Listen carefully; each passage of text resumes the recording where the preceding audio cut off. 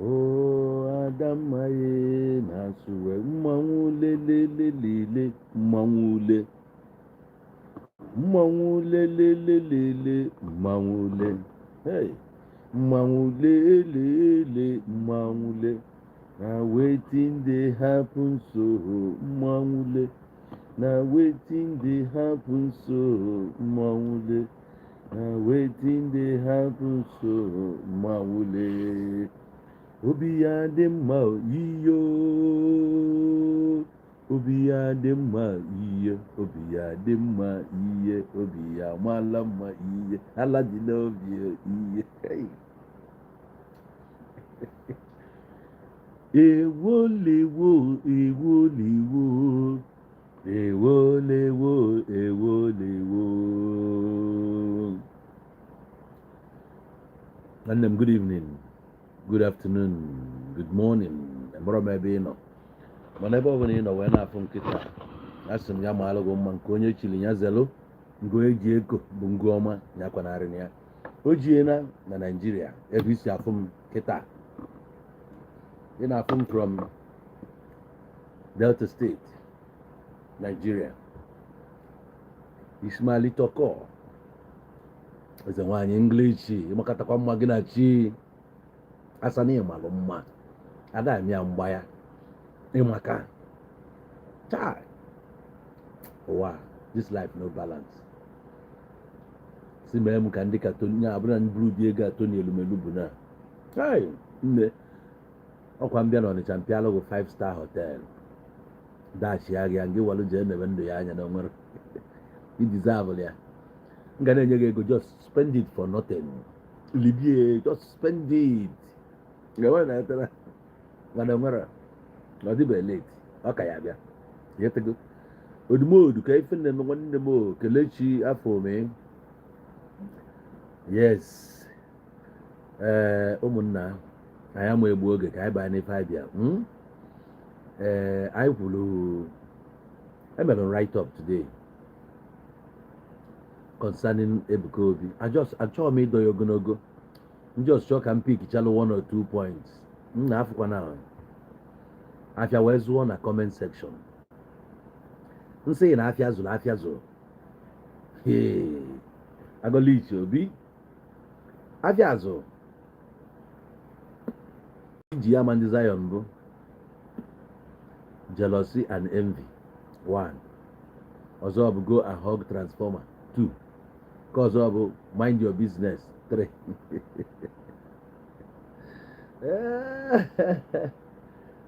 mana ha kpọgide gị ike agwụgo ha nọgide gị ọgụ ike agwụgo ha onye ọbụla ezuo n'ike ka anyị kwuo ife anyị bịa gịnị ka m kwuru ekwu m na ọ na-awụ ọ dịkwa na baịbụl ịgbara ndị a mere maka na m adịghị eje ụka so ofe a na-efi na m amara ife dị na baịbụl before Ebuka Obi a before o ji wee metụ baịbụl aka for the first time agụbago m ya before aka ya ji wee bitu baịbụl na ndụ ya agụbago m baịbụl ghọtago ife na gwa ya bụ ịchọ ime argument ị gaa ebe nsi pụta ịjụọ ese na my village ta ga-agwa gị na adị m ka Timoti adị m ka onye ahụ adị m na nwata malivede na akwụkwọ na ivede na nya baịbụl agụbalụ m ife mgbe elubedo m 3 years na-agụ ife dị na baịbụl ahụ mmanya bịa ọsị m gụbalị anya na-agụlị anya mmanya nọrụ na-akpa ute na-agụlị ya dị 10 mamịna ọtana so atọrọ m ya ọtụtụ ụwa bulie ụzọ mara ife dị na baịbụl so mma na-akụzili ya ife dị na baịbụl ahụ kwuru okwu wee sị na mgbe ọbụla ị na-ebu ọnụ na ga-ekwekwana ka onye ọbụla nọ n'akụkụ ghọta na ị na-ebu ọnụ based on etu isi wee debe iri abamna ghọta na etu isi wee debe iri na-aga ịwụ arụ na-aga ịkpụọ isi na-aga ite ude na-aga ịpụta ka normal person na ife ị na-eme bụ na secret ka a na-eme ya na your heavenly father who sees in secret shall reward you in secret. I wee jebe ibu ọnụ nke gị na-ebuzi ọnụ gị wee pụta taa wee nwe nwaanyị ọ na-asị enwe nwaanyị Ebuka Obi na-asị na ya bụ ya na eriba nni. Yes, I was born an Anglican. Na eri ha nni for 100 days. Na ya abụ ya ihe a na-eri once a week makwa once in 2 weeks. Na eriba nni 100 days. Ife na-akọ ọ dị necessary. Ọ ịkọsị ya ka ọ bụrụ na-ebozi ya ọkara mmadụ ọkara mmụọ. Ka ihe na-akọli ya na iri ya nni. Ka gịnị mere ma iche na-egwu egwuregwu ebe a. Ya mmadụ na-eme ọ na-anala otuto. Self-aggrandizement. Ị na-achọ ka a na-eto gị. Iburu ọnụ 100 days, nobody send you. Oge Jizọs mere fasting, Jizọs apụta asị mmadụ na ya mere fasting. Na Bible ahụ, because anyị ga na-eso ya n'ihe dị na Bible. After ka Jizọs buchara ọnụ 40 days and 40 nights. Ekwukwa na ọ nọ na mountain, nọ na obucha n'ọnụ ya. And ọ na-prepare onwe ya by then. Nwa na-eburughị ụzọ rụọ ya ọrụ mmiri. Ịghọtago? Obube ọnụ abụcha gbago n'ugwu. O jezi n'ugwu ebe a ka a nọ nwayọọ ọnwụnwa. Ife nwa na-agwa ya si ebe a dapụ ya adapụ na ya ghọrọ ya ọkwa ọ dị na Baịbụl na a ga-ese ndị mmụọ ozi ka fa ghọrọ ya na ọ dị na Psalm 91 ka ọ Psalm gịnị I will send my angels to guide you and to carry you on their wings so you don't dash your foot on stone. O wee sị ya get behind me Satan. Ọ sị ya kwa agụụ na-agụ turn this stone into bread. Ọ sị ya do not tempt the Lord your God. Ọ jụkwa ya sị ya na these kingdoms it all belongs to me. I will give to you if only you can bow down and worship me. Ọ sị ya kọgheri ebe a ihe abụ ife dị na Baịbụl. Now oge o si ebe a gbatuo o ji ebido ministry ya jee chọpụtawa ndị ya na ya ga-alụkọ banye efuba ma Andrew ma Peter Nathaniel Thomas na ndị otu ya. One o nwere mgbe ọ pụtasị ndị mmadụ ana m ebu ọnụ ka m wee kwadobe ọrụ a. Okwurie and ụmụ azụ ya niile onwe nke buru ọnụ for one day.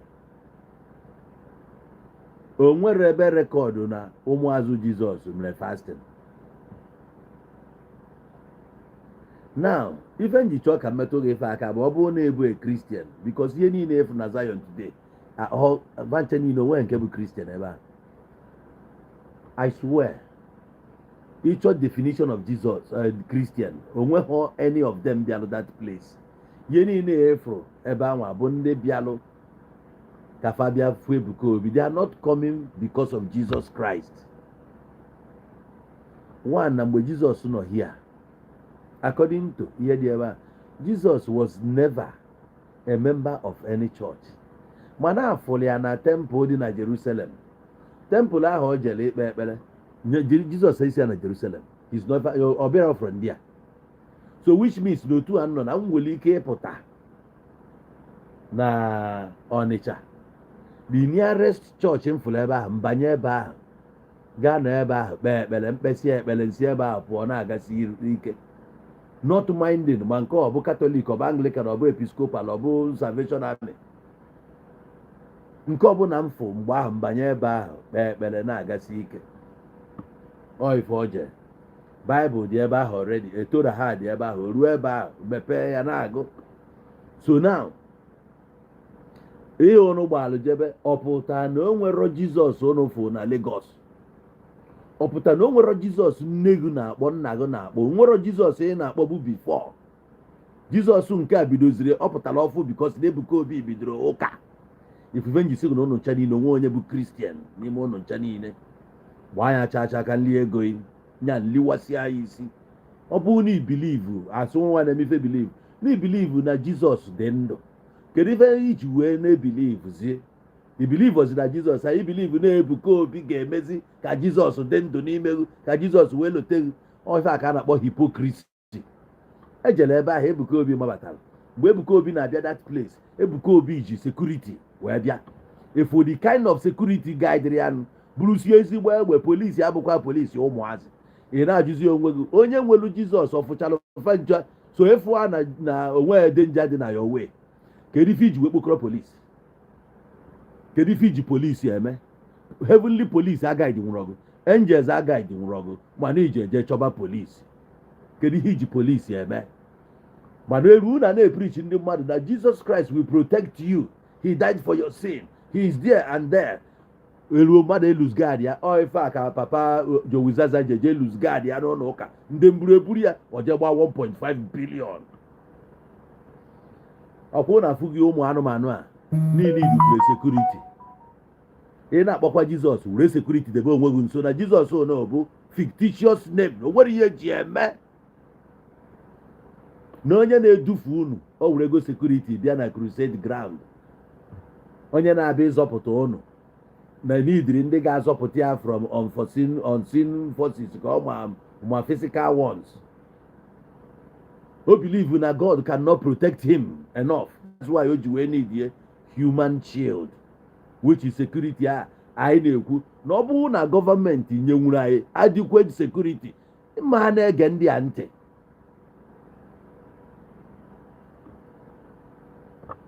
ọ bụrụ na gọọmenti jenu na foreign countries na-ada aka ụdị aka ọ bụ ije na China kịta mmadụ a na-agwa enye ya n'idiri security polisi nọ ịba taxi rituo taxi ejewa iwe chọpụta na ihe gị ufuru n'ọdị na taxi a just jee lahụba ụlọ ije na gwa abịa ebe ahụ ị nọba ya bụ ihe amonitọ ọfụkwu ya a ga-emekwa kọọlụ onye ahụ ya wetakwu ya ị na-aghọta ihe a na-efu ebe ahụ Dubai ị na-afụ ihe a ndị Muslim nwe ya ije ebe a efu sekuriti polisi adịghị egbu egbe gị na mmadụ ada aka akụkọ ihe niile dị oke izu ori you can go scot free a ga-enwude ọ ndị anụnwa bụ a na-ekwu ọzọ ha na-eme ọzọ ka o doo anya na nke nwa bụ mmadụ niile dị sekuriti you need them he preaches na nonsense niile dị sekuriti ebe Ebuka Obi nwere ike iji sekuriti wee na-eje nke nwa bụ mmadụ ị na-idiri ya hapụ ihe a na-agwago na Jesus will do this Jesus will do that Jesus this Jesus that Jesus agaghị eme ihe ịmanụ ndị eke buru ya with power ya niile mgbe eke chọrọ ya bịa na Getsemani ọ sọrọ ndị ana ọ na-ele anya ọfụ na ebe abụrụkwa polisi black and black polisi bịa ndị bịa ibu ya bụkwa DSS ọkwa from Rome amị esi na Rome wee send bụ ụzọ ripọt godu na nke Caiaphas na ndị otu ya wee bịa wee chọrọ ya wee bịa gụgbu ya enwe ego ọ na-akwụrụ ka e wee bubia ezigbo ransom ewepụta ezigbo ego Judas na-afụ na ndị ọzọ ga-anala ego a ọsịsị kwere ya na akaụntụ ya ego aba dị onweta alat ọgwafa bịa na ọnya ya esusughị ọnụ ya agụgbu ya agụgba asị ya jee su akpọ ihe ọnụ n'ọnụ mịa ya ọnụ Jizọs asị ya nna nke emekwasị m ọnụ a Jọn anọla ebe ọ nọ ọskọsụ na-asụgbu ya ịma na Jọn abụghị mmụọ kwuru ya Jọn oge Jọn na-ala nwoke ibie jee na Baịbụl ka efe ebe ọ dị na Jọn na-edinagharị Jizọs n'obi nwoke na-edina n'obi nwoke ibie gịnị ka ọ dị nke ebe jee na Baịbụl don't take my word for it jee chọọ ya dị ya Jọn nke na-alahụ n'obi Jizọs jee na ya na Baịbụl nwoke na-edina n'obi nwoke ibe ya gịnị ka ọ na-eme di ya otu a nọ nwoke ibe m ewere isi dekwasị nwa aghọọla ọga mpịa aghọọla abụ ntị ebidogo ị na-abịa edina n'obi ka gịnị ka ntụ gịnị na ya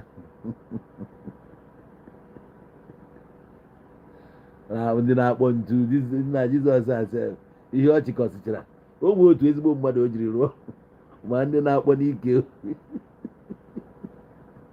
o wee si mee provoke na Jizọs nke na-asụ Igbo ka ọ bụ nke eji ntu na-atọ wee kpọnwụ n'elu obe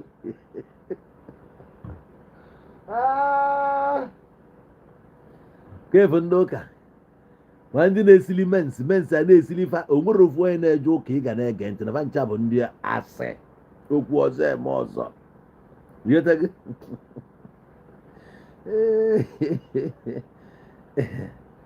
so ka anyị na-ekwu ife anyị na Zion ground. Ebuka wee were security wee bata na crusade ground ya. Onye si na gị bịa ya ị ga-ezute Jizọs na-emecha na-ekpere. Onye mere ekpere 100 days were security, ọ dịghị ka ekpere ahụ rụrụ ọrụ, ekpere adịrọ active. Ihe a na-eme ebe a bragadabra, onweghị ofu nye a na-akpọ ya bụ otu awụ na-eji. Ebe ị mechara ebe ị mechalụ 100 days fasting and prayer, ị kwesịrị ịdị electrified, ị kwesịrị ịbụ turbocharged, na ị na-abịagodo ụmụ ajọ mmụọ na-ebe akwa, ndị ekele agbụ na-atọghasị, ndị ngwụrụ na-aga ije. Ebuka wee mechaa wee were security wee bịa. So from there agodo anyị asụkọ ọbago ya 0 security 0 ka anyị baa na miracle.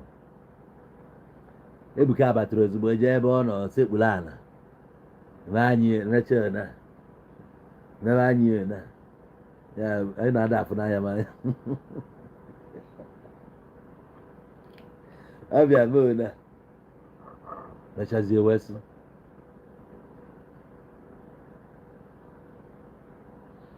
one ihe a kụziri anyị na Bible as a Christian, the only place afọ mmadụ na-ekpe ekpere onye a na-eme ọnụ ya na-emegharị ahụ bụ oge Hana jelu na Shilo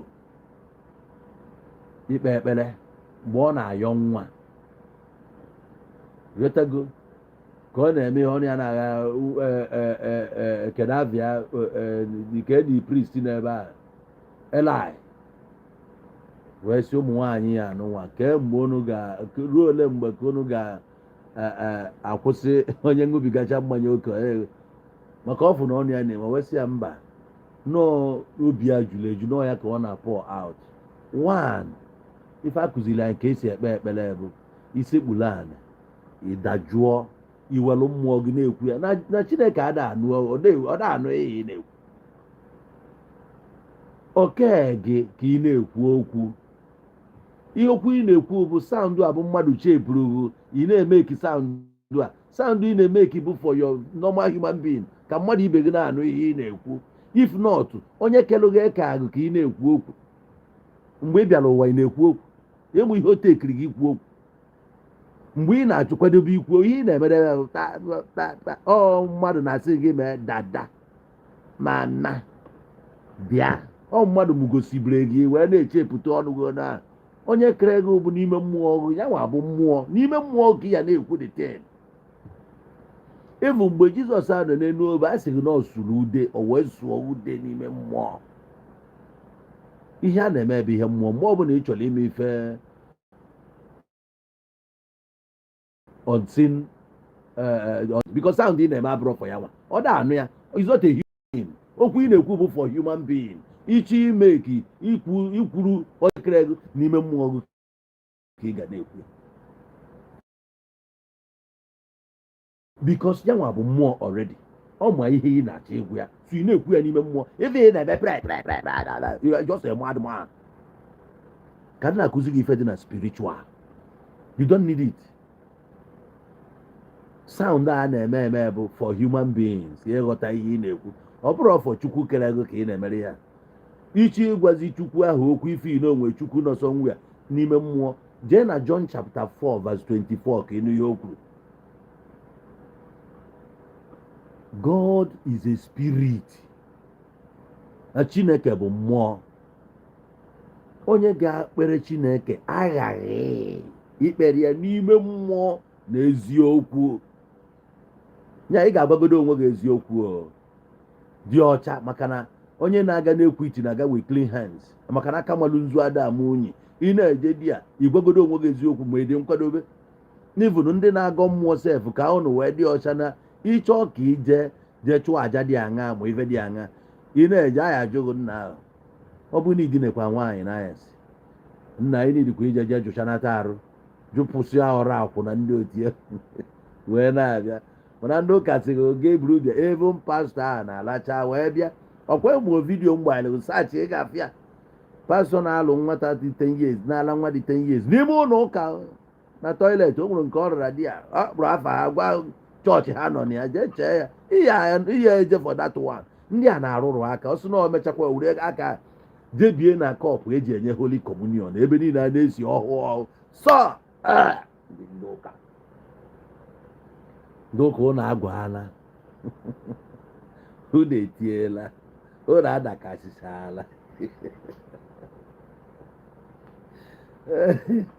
na-ejezie ka enye holy communion iko a na-esi ọhụụ ihe eburukwe ṅụọ ihe niile e nyere gị rie maka na fada na-enye gị agwaghị ihe fada n'ala akpachara ya fada ala gị nwanne gị nwaanyị sị wee ya mgbe ọbụla na-agba na-eje parish priest na-eje na parish chịrị chaplet n'aka iche na gị na nwa aka nọ ebe a ịgba na-atọghepụ ọkpa nwa na fada egwu onye onunu n'ike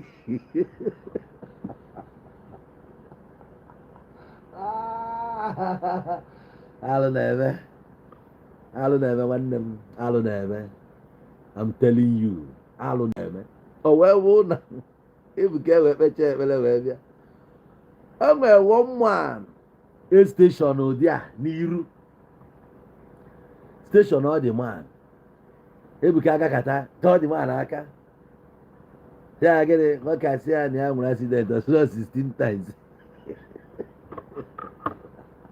nse ị nwere accident 16 times ọ kpaga ewe ka ọka agbajipụ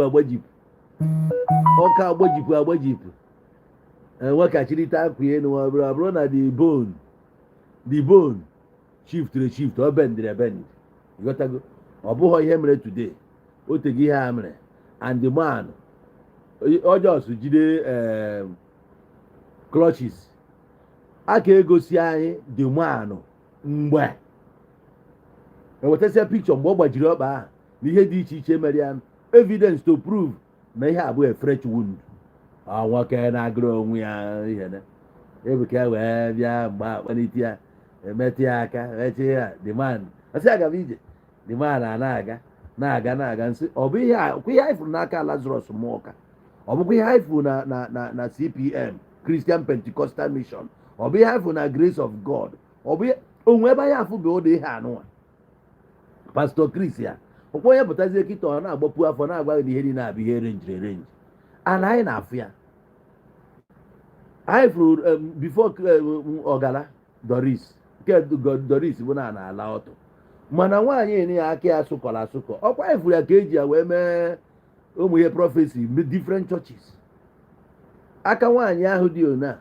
o mesịa gbatịa dị ise nwee ka ụkwụ nwoke a dị nwoke a ga-eji ọkpịa jee Jos nata nwoke wee na-emewesị agbaba ọsọ ọkwa ihe nke anyị na nwa afụsị pastọ ekwenche ka obenenche na-achịgharị ivene na Cameroon na Abuja ebe ọbụla oje na crusade anyị nọ na Lord choosing ma mere ihe ezi nka choosing mụ kpọbara nne m ebe a pụtakwazie si nwaanyị ya pụtazie ama nna this man ewere ego ọgwụ yara nne m ewee hapụrụ ya jidebe nji asetụlọ ya ọ na-abụ ụmụ ihe anyị dịgoro tired of anyị ma the format ka ị na-abịa eme anyị ebe ị ga-anọ fụ ihe Okwuluọra nọ n'Enugu na-apasi tru ọ ga-emekwa ife kidney problem a ma ndị a ịmara ọsọ ka mgba ọ ka mma mmadụ kwuo nke bụ eziokwu many of you so na-eso mgbe ama mgbe na-ereziri ndị mmadụ ego etu Okwuluọra si eme mana nke na m anya alarụzi ụlọ o nwere pikchọ a ga-enye gị nna ike agwa o nwe mgbe o rue kpọọ m enu kpọọ m na nogo ansa rapụnụ m mmadụ akpọna m bikos etu esi na-awụghị vidio onye akpọọ gị onye achọrọ ka ipostu nke onye achọrọ ka kedu ihe o webụ na Okwuluọra dagaghara alarụ ụlọ ahụ etu a ka esi akpụ ya na-akpụ ya onwe onye nke a na-emepụ nke onye anwụọ asị na ọnya nwa ga-asị na ihe o melụ nke a Okwuluọra wee na-atalụ ndị Igbo afọ kwụnụfụ ya na Peter Obi ụbọchị ya ngịnị melụ na Ebuka Obi with power 100 days agwa ya nya chịkọtara ya ndị kidney ya ọ bụ na ị ga-emenwu ọkpa gbajiri agbaji imenu kidney nke a ka anyị were anya anyị fụ ya ka anyị kweta na ọ na-eme ndị a na-arụ ụka because ana m awọchị ụmụ nwaanyị a si Amerịka bịa last year ka ọ sị nwaanyị abịa na-atụwatị na-akọ nọnsensị juli ọnụ dịka ọba ọnụ ka a bụ ịkọ na-asị jee gwa ndị enemies this that na ha enwekwa na psychiatric hospital na mgbe ha bidoro na Amerịka na ha nwere 5 admins mesị ọ bụrụ 15 na ka ha bịara ihe a 2025 na ha dịzi 50 akụ aka na-anekwa na another 50 ga-join ha na nke a eme a na-abrag ka ihe na-abrag onwe ihe unu ga-eme ka unu ruo ka Lord choosing pool crowd onye ọbụla na-abụ Christian na Nigeria na-ewenye ọlụ Lazarus mụọ aka n'elu ịma na-ebu idiot ọga Lazarus conquer gbasa everywhere na what for you abụrụ m ajere m the church nwa obele 2005 2006 and partly 2007 wee pụọ dị ya the man pool crowd karịa o pool ka crowd crusade one ka Ebuka Obi megokwa nke an enemy submitted ndị ụmụazị be anyị na-azụ ahịa na-ebute n'ego ọhịa na-agbanye kpọọ kịta ọkpọ 15 million naira ọ bụ ego one by 2005 nye equivalent ihe 1 million naira 2005 karịrị 15 million naira now. I dey tell you mgbe akụ ya ihu 1 million akpọghị emilonia na you a millionaire a na-ele motorcycle ego one by 2005 ọ ife ị ga-echeki si na ọ ife ị ga-echeki icheki how many motorcycles 1 million gote mgbe a icheki how many motorcycles 15 million gote na so onye gbapụta kịta na ya nyere 15 million oru anything a na-eweta na that Lord choosing before school buses niile na-afụ ofu onye ga-achịta ịbụa otu a ka esi ekpotie na-ekpotie the man nwere more than 200 buses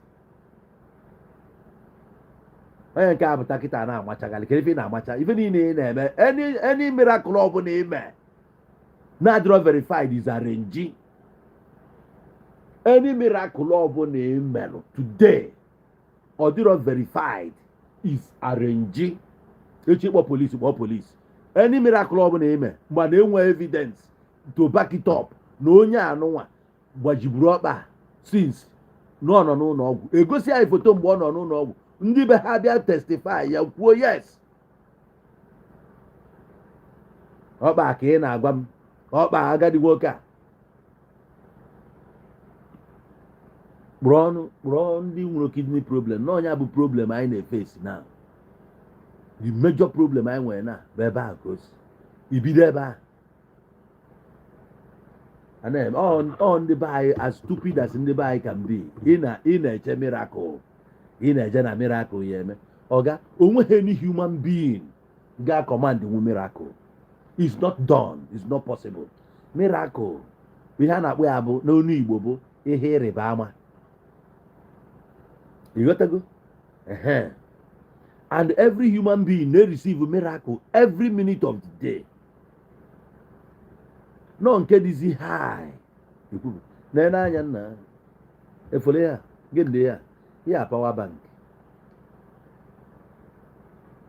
ejesiri m Abia steeti ruo ebe a ma nka my power bank si wee fu anyị ma na so onye na-eme ya na-eme ị need power bank steady so nke a wee furu enwere m nke a dị ebe a wee eji ya wee eji m ofu wee je so mbatazie na akwa ala amadị m ebe nke a dị na-asị m na power bank ma wepụ na mụ na my guy dọnọ ebe anyị si ka anyị lachaa aka yetego wee wepụtakwa power bank si acha anyị na power bank nke a amaka nsị ana m laikili ya na nke m furu efu ọ na-akọlụ m na ya na-ele ya yetego ọsị m laikili ya nsị ya osi ọ na-afọpụta ditin nye m ya n'aka nsị ya osi m jide ya nsị nekwa n'anya ọkụ ya miracle ọ miracle ana ya na-ekwu na abụ testimony onye nyere nya abụ onye nọ na my WhatsApp group my business group a na-akpọ Iyo Nation afa the guy bụ eze Chinedu iwetago ọ testimony nke m ka m nyere ebe a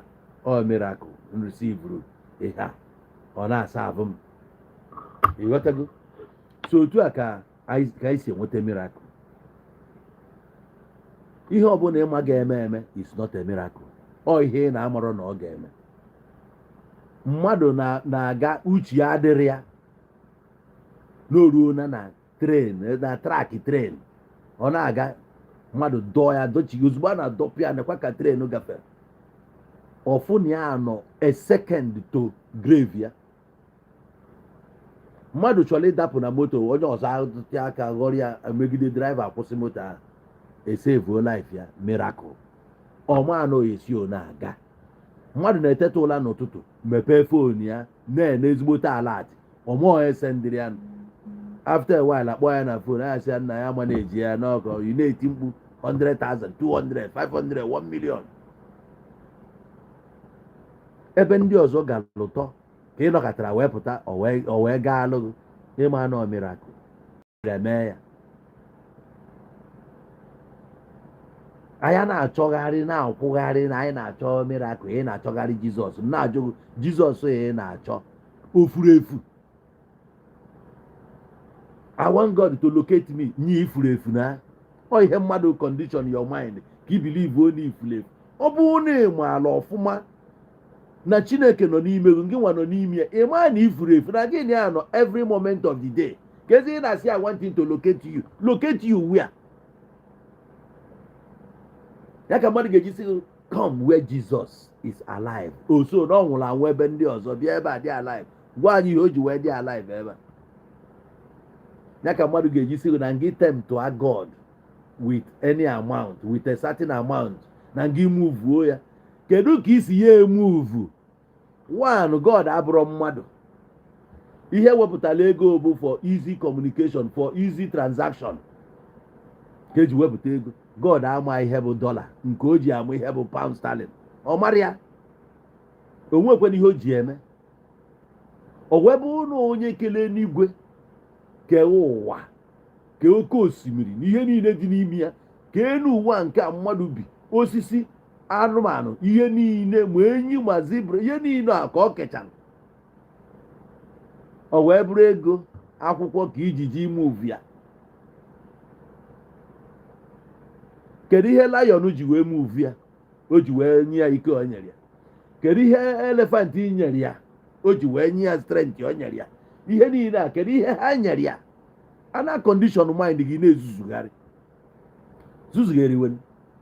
Zuzugheriwe. Ihe mmadụ ibe gị nọ paaki ya epụtara ụwa doga ya na Naịjirịa bụ scammers juru ya from A to Z. Obodo ndị wayo any country niile nọ n'ụwa na-atụ Naịjirịa egwu. Nigeria na-eri yaga maazị na-eri local a na-eri gị local through church ị na-ezuzugharị.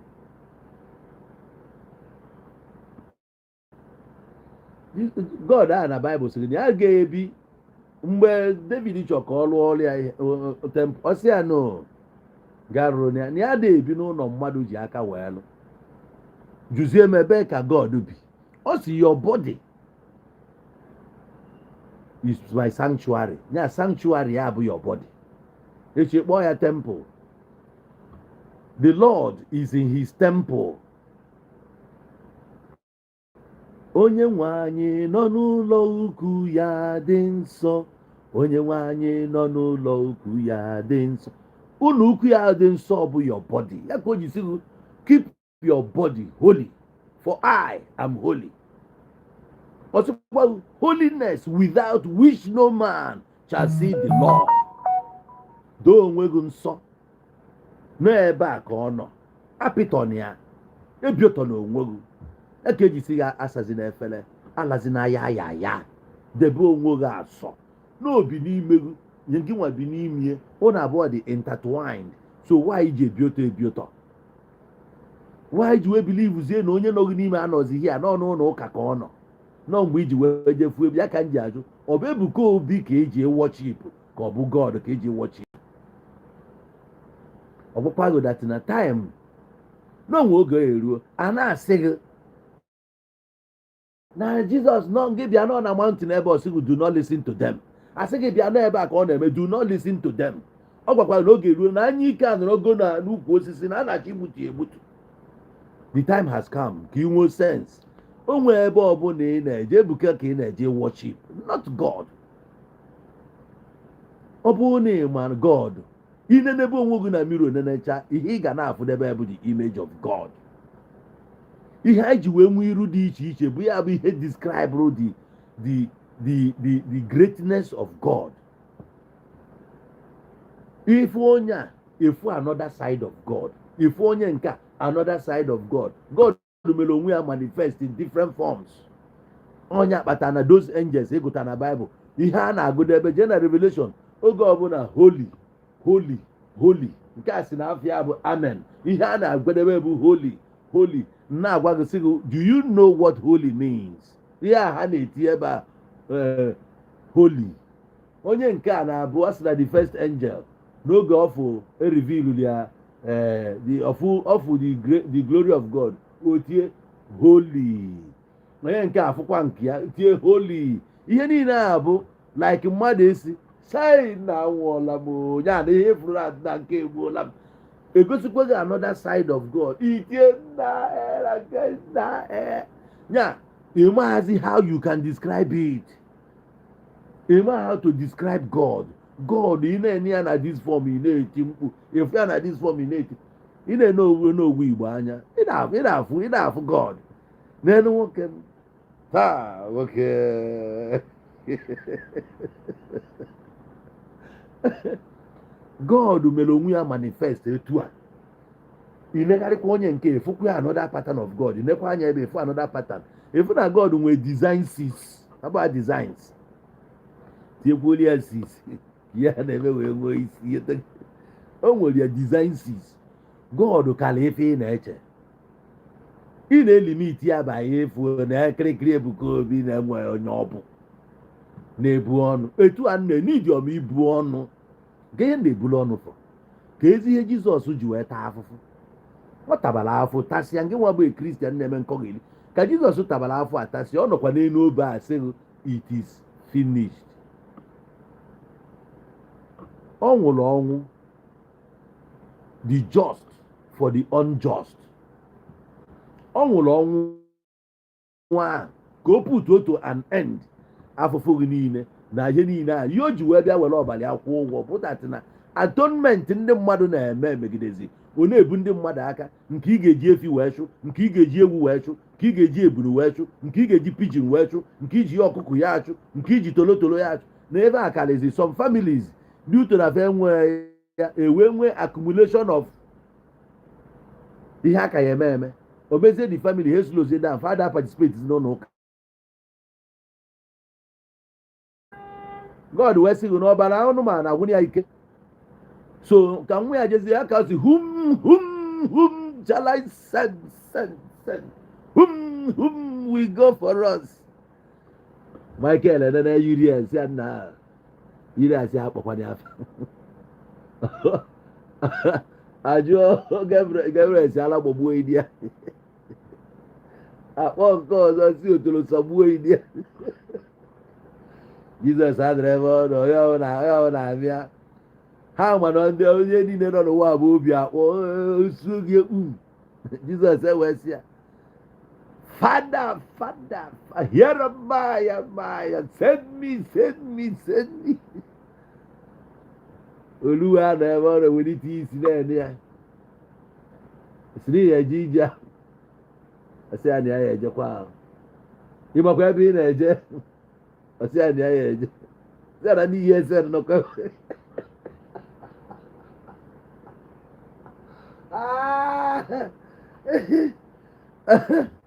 ọsị ya na n'ihe ese nọkwa ebe ahụ sị ya na onwe asị ya na ndị Biafra Liberation Army ajetu yahoo na ebe ahụ sị ya na onwe ya nwere ya eje asị oke mgbakwado na ọkwado kuru akpịa anwụọ ya ka esi wee nwee ya. The story atọ ụtọ dị akụkọ wee ka o si wee ihe ya mana ọ bịago achọghị ịma ka o si bịa ọ bịa ebe ahụ oge ọ fụkọtara ihe ọ na-ahụ ọnwụ mgbe ọ sị nna ya na ọ bụrụ na ya mana ya abịakwa na-asị otoro gbọgbuo iri ọkwa ga-esiri ya abịa ọ na-edegodi egosi ya pikchọ ya je ka ime nọọsụ nna ya na ọbụkwa ma obi asịsị wepụrụ ya ọnwụọ ọ chọrọ ọnwụ dị n'ala ka ha kpọfee ya agbara ya ya akụgodi ya ajagodi ya njọgụkọ aja ya ma ndị asaba ọnụ ndị ṅụrụ kaikai tara ma ọjị dị na ya ngwongwo na ngwongwo ezi ule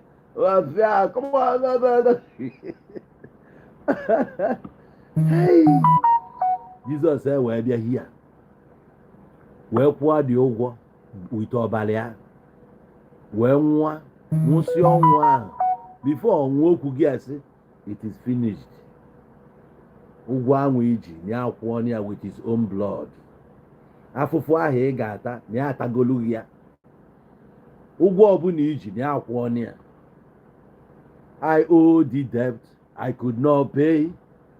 He paid the debt I did not owe. Ọ na-egoro ya n'egwu ka ezi ụgwọ nke iji eme fasting 100 days. Ka ihe ị na-agbara speed. Why are you troubling yourself? Ọ sị gị it is finished. Esi na ị nwere faith. Why na ikweta n'ihe Jizọs gwara gị na ya akwụgo dị ụgwọ ka ihe ị na-ebuziri ọnụ ị na-ebu ọnụ ka gịnị mee? Ka ị wee appear righteous before God. Ihe God deserve from you, holiness, righteousness. Since ya bụ ihe ọ na-ana gị. Do your best and leave the rest. Ebenezer Obegoria. Do your best and leave the rest. Bie ezigbo ndụ adịmọcha. Hapụrụ God nke ọzọ. Ọ bụrụ na ị ghọtara ihe bụ God, concept a bụkwa na ekreti. Mana ọ bụrụ na ị ghọtara ya deeply, ị ga-ama na monetization of spirituality bụ ihe wetara religion. That's why you don't need religion. If you need the spirituality, you will discover who you are. I say you go back to who you are. This man know thyself. Malu who you are. Ọ bụrụ na ịma onye bụ ịma na ihe anyị na-achọgharị since bụ onwe nke ị na-achọ. You are still searching for yourself. When will you discover na ị na-agbagharị self na-achọ onwe gị ma ịma na onwe gị ka ị na-achọ? You don't know. But you need to know. That's why you need him. Can say ike ka ịghọrị ya na-eme na ndị a na-ala gị ajọ mmụọ na-arụ ma brain. Chukwu kelụgụ kechalụgụ mmadụ kulegwusi Morocco nwa mmadụ ka akulegwu wee sị Chukwu kelụmụ kele egwu kwenu egwu a ebe ọ sị odolima dodolima oyolima ọba egwu m egwu ekpili dolima dodolima yolima ọba egwu m egwu ekpili mụ na abụgonu na ndị ilo m uche. Ọ sị na Chukwu kelee akele egwu. Onye ọbụla abịala ụwa o nwere ebe etinyere gị. O nwere mmụọ nọgụ n'ime anọọsị so that thing bụ ife ga-create part. Ihe a bụ ife ga-create niche. Ihe a bụ ife ga-create wealth for you. The only thing bụ how can you manage that thing? Some people dey crafty. O nwere ndị dị handy.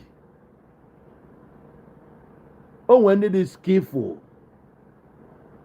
O nwere ndị na-ala aja ọtụ were ọtụ na-akwụ ụgwọ ụlọ ha idebekwa nke a.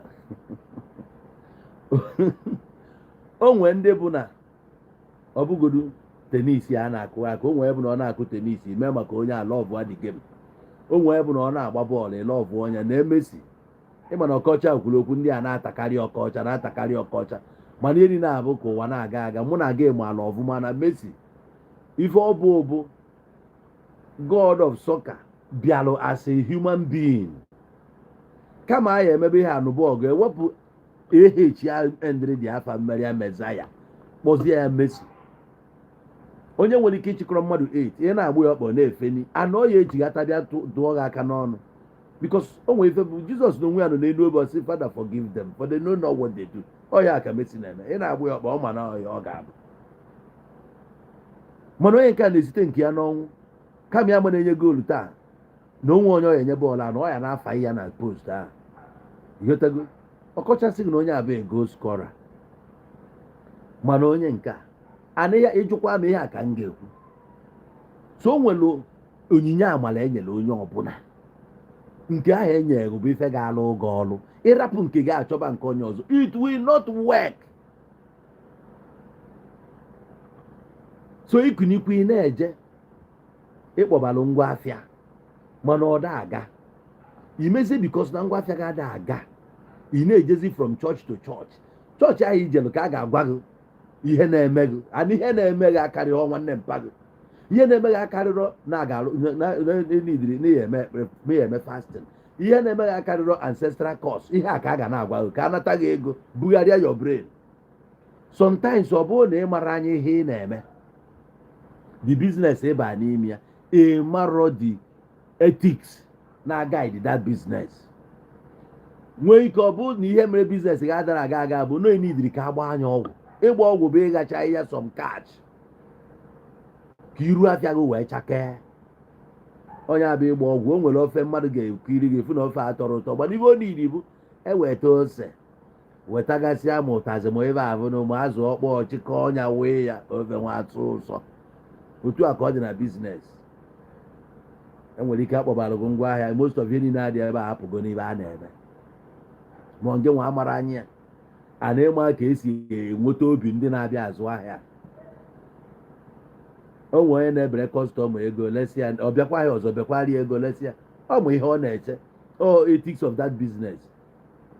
O nwere mgbe o ya eruo ọ bịakwa ọzọ lesịkwazi ya ihe ndị ọzọ na-ele ọ ya akazi obi rapụ nwazie ụbọchị ihe etiri ego sef ọ ya amazi n'itiri ego maka ọ na-ejezi ebe ndị ọzọ nke gị a ka ọ na-abịazi ịgbarakwa ego niile n'ihi iluzuru eluzu n'aka ya ịgbakọrịa a na-amụ ya ije n'Israel ahụ 12 tribes of Israel ahụ ha nisi ha nwechara ihe eji mara ndị a bụ ndị Juda ndị a bụ ndị ebo Benjamin ndị a bụ ebo nka ndị a bụ ebo nke anyị abụ the tribes ha nwere the 12 tribes Levites nke a bụ the Juda na ndị nke a bụ Benjamite ndị nke a bụ nkesị afọ ụmụ nwoke ma so etu a ka ha dị o nwere ndị na-eji left hand ndị bụ lefti ka ha bụ ndị lefti a asịghị na ha na-atụ boo ma ọ na ha na-agba katapọt o enwe nke ha na-eme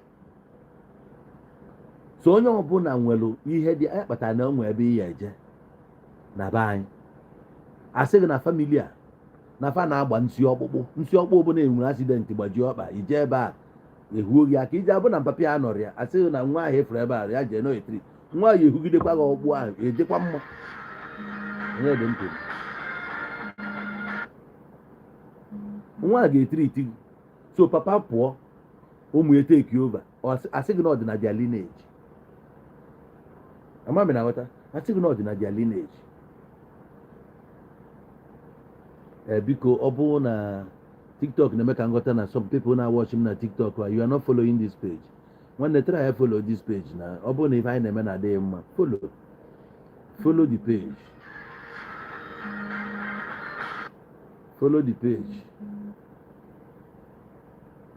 echekwana na onye adrọpụ kọl ya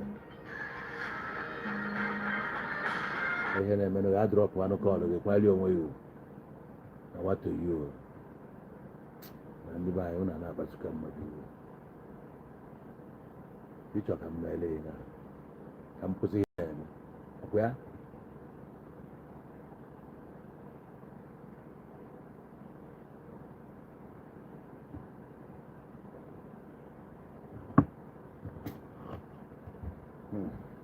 now all right. So back to what I'm saying. Because I will watch it from TikTok. Try and follow. Double tap on the screen now. Kedu ni horn na? Send. On is I send it. Ebuka na Ngokpala Ebuka sala. So back to high name. God and they preach no. Which God exactly are we talking? Because even we have gods, and we're one. Monobu name and then with one supreme God. Who is he? if gafee anya ị gafee anya ka isi ma nọ na-eme exist ị na-efili ya n'ọnọdụ n'ime abi so why na ịma ekwetezi kedu ife mere na ịma ekwete nọ na mmụọ ka gị na ya ga na-akpa nkata anytime ọ bụla ibu Bible on Sunday kunye like tomorrow si na ị na-eje n'ụlọ ụka ife ị na-eje wepụ ya na adịmansọ ị na-eje ka ije gee preaching onwe ihe ọ bụla a na-akwado preach that has not been preached to you. Ọ bụrụ na ị bụ a good scholar a good listener ihe niile ahụ agụchagoro gị ya since amụọgụ you don't even need to go there again. Afụba m onye gụchara university 5 years after 10 years ị nachigatakwa azụ na the same university. What are you coming to do? Every day na attend the class every time ị na-abịa ọ gịnị na-eme? When will you learn? Are you a fool? The Bible is in your hands. Meditate upon that word every now and then in your own time. Also, will come to church. What are you coming to do there? What are you coming to do? Face what you are doing. Imagine today was Saturday. Can the mother do any? Balomoto jebe posasio onwe ha dia. In Obakwa no sia, you will go back the same. Yeah, and I think after today, your life will never remain the same. Your life will even become the worst because miserable. The moment you left, you'll be like, how come God cannot answer your prayer? Now some people with the I even asked my mother that thing some time ago. Ask my mother say, "Na God, ana-efe God ananti ya mere mkpochi." God ananti ya kpochiri. Why no other no case? Mama was na one. Was ya ka mom kwetra di. Oh, my mother live. Only if you go in denial that day. Now the woman they open up possible on a yeah. That's society. What to say on a means yeah, now you are correct. You must go there. So when the guy get a crusade, yeah, I'm a na. Fosi and the action is he clutch is pain. Fosi and the brand said testimony. I and if you lose it, now case in care the worst. Now God may abandon. God doesn't care about Yama. So if you know God is miserable, so when they tell you that your life will never remain the same, or in which way, for better or for worse, some people are going home worse than they came. You go there and sit the whole day. Some of you will even sit on the floor because when we enough seat, millionaires will get on mountain. And maybe very say, well, how many kilometers back to your house? By the time you get home, it's already late. You left your children at home. Nobody is caring for them. Again, what do you come to do?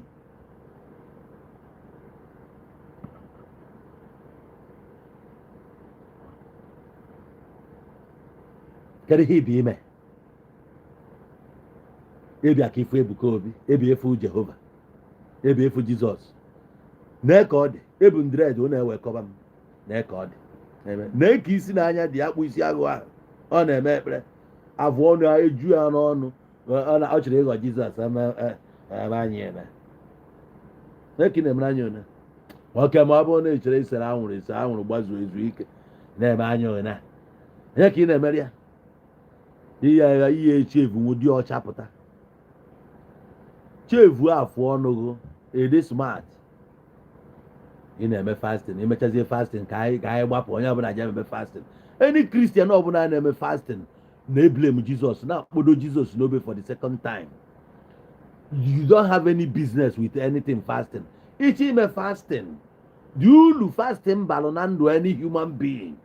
The significance of fasting bụ to make because you have overlabored your kidney. Ka nni kogodugu na arụ ka kidney guzutu ike small. Niile overlabor ya ụtụtụ irie, ehihie irie, anyasị irie, iweta nke irie, kidney go n'ọrụ every now and then. So mogi eme fasting, ime fasting ahụ ka kidney zutu dị n'ike. Ka ekposi na tagodu nke itiri eti. Akwali ihe niile a na-abụ kidney rụọ ọrụ ọkwa gị okporo ihe niile akwajuo na large intestine ije nyụsị anya na nsị. Onye nwe nsị ya anyụọ etụgharị aka ọ dị nsị anya ya afụsị ibe na-emere mgbe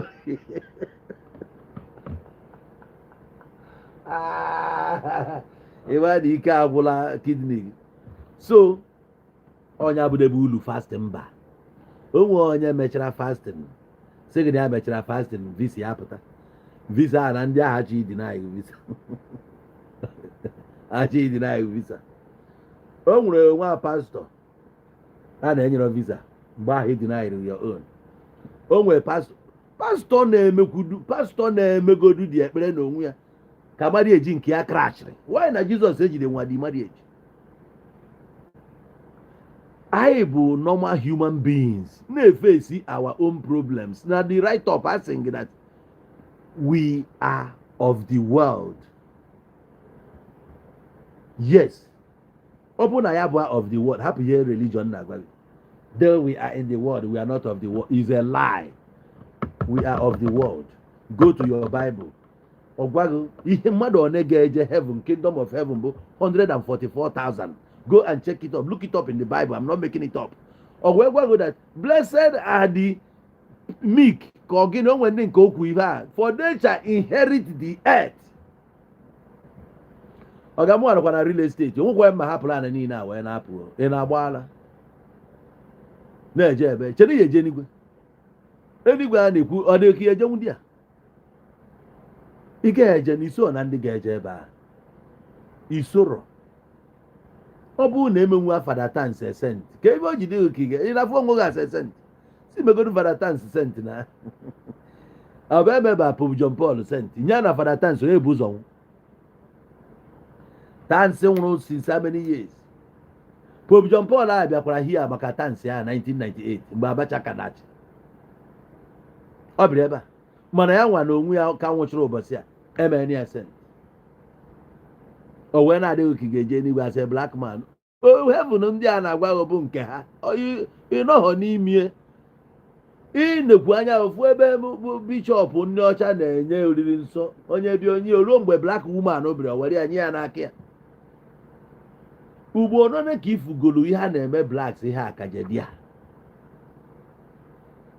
okpokoro isi none ka ifu ma eji eme relics na ndị otie ọkwa nke black ka ewepụtara mbọsị a were ya na-edisplay ka echetakwala unu ebe ọbụla nọ ihe na ha bụ superior na unu bụ slaves ịdị ọtụ dị ka agụ na-ebiliv na ị ga-eje n'igwe katọlik agwabaghị n'ebe bụ na-ebu a downtrodden idiot jee na katọlik efu ebe a kpụrụ a black person debia na ana kpụọ onye ọcha ọzọdịọkpa n'elu were ihe na edebia a na-apasịrị gị meseji yet sensi gị agwa agụ ịbụ anụmanụ ụnụ ncha niile bụ kristian you are all mugus ụnụ ncha niile bụ mugu throughout religion anyị kpọrọ Christianity na Catholic o bido and by the way Catholic abụkwa Christian even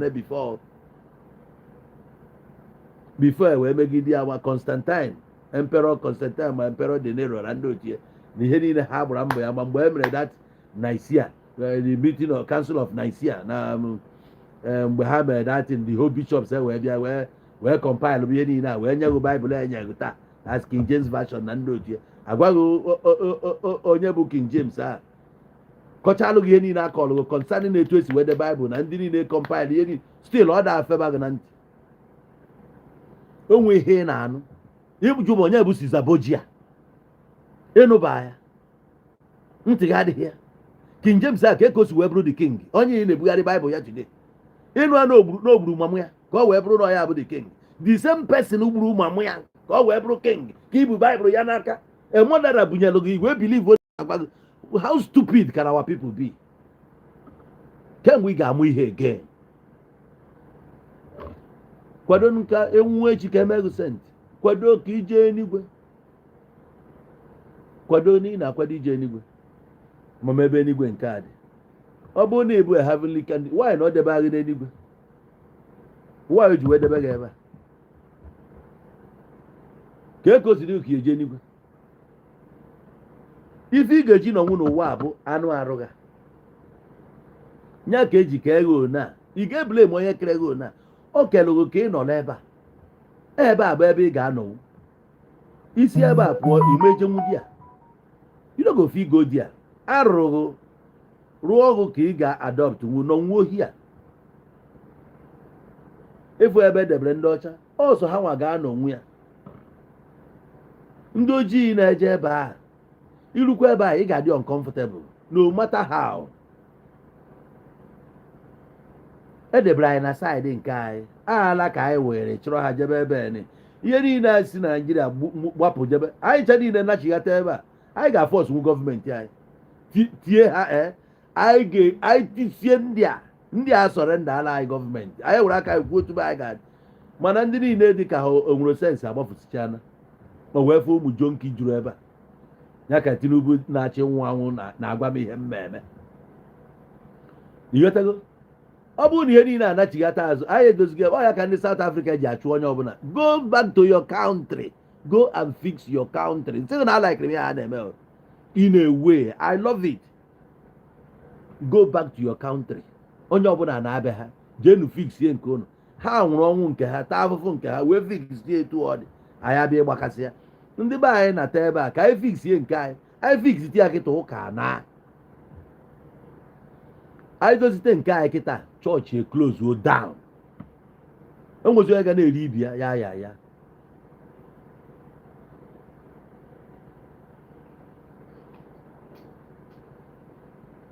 onye si na favor onye ka ị bụkwanụ ọ si bikọ sad dị favor onye gwara na favor m kedu ihe ị mere achieve ebe a ma emere achieve gwa m ihe ị nwetara ebe a ma enwetara kpọọ ya afa ka mmalite ị nwetara na south ma enwetara kpọkene ya afa ọ sị na ọ maka na south efevọrọ ka anyị chere ya ka o kwuo gwa m ihe ị nwetara ebe a ma enwetara ị nwere ogologo ndụ ma enwero ka mmalite ị nwetara ebe a ma enwetara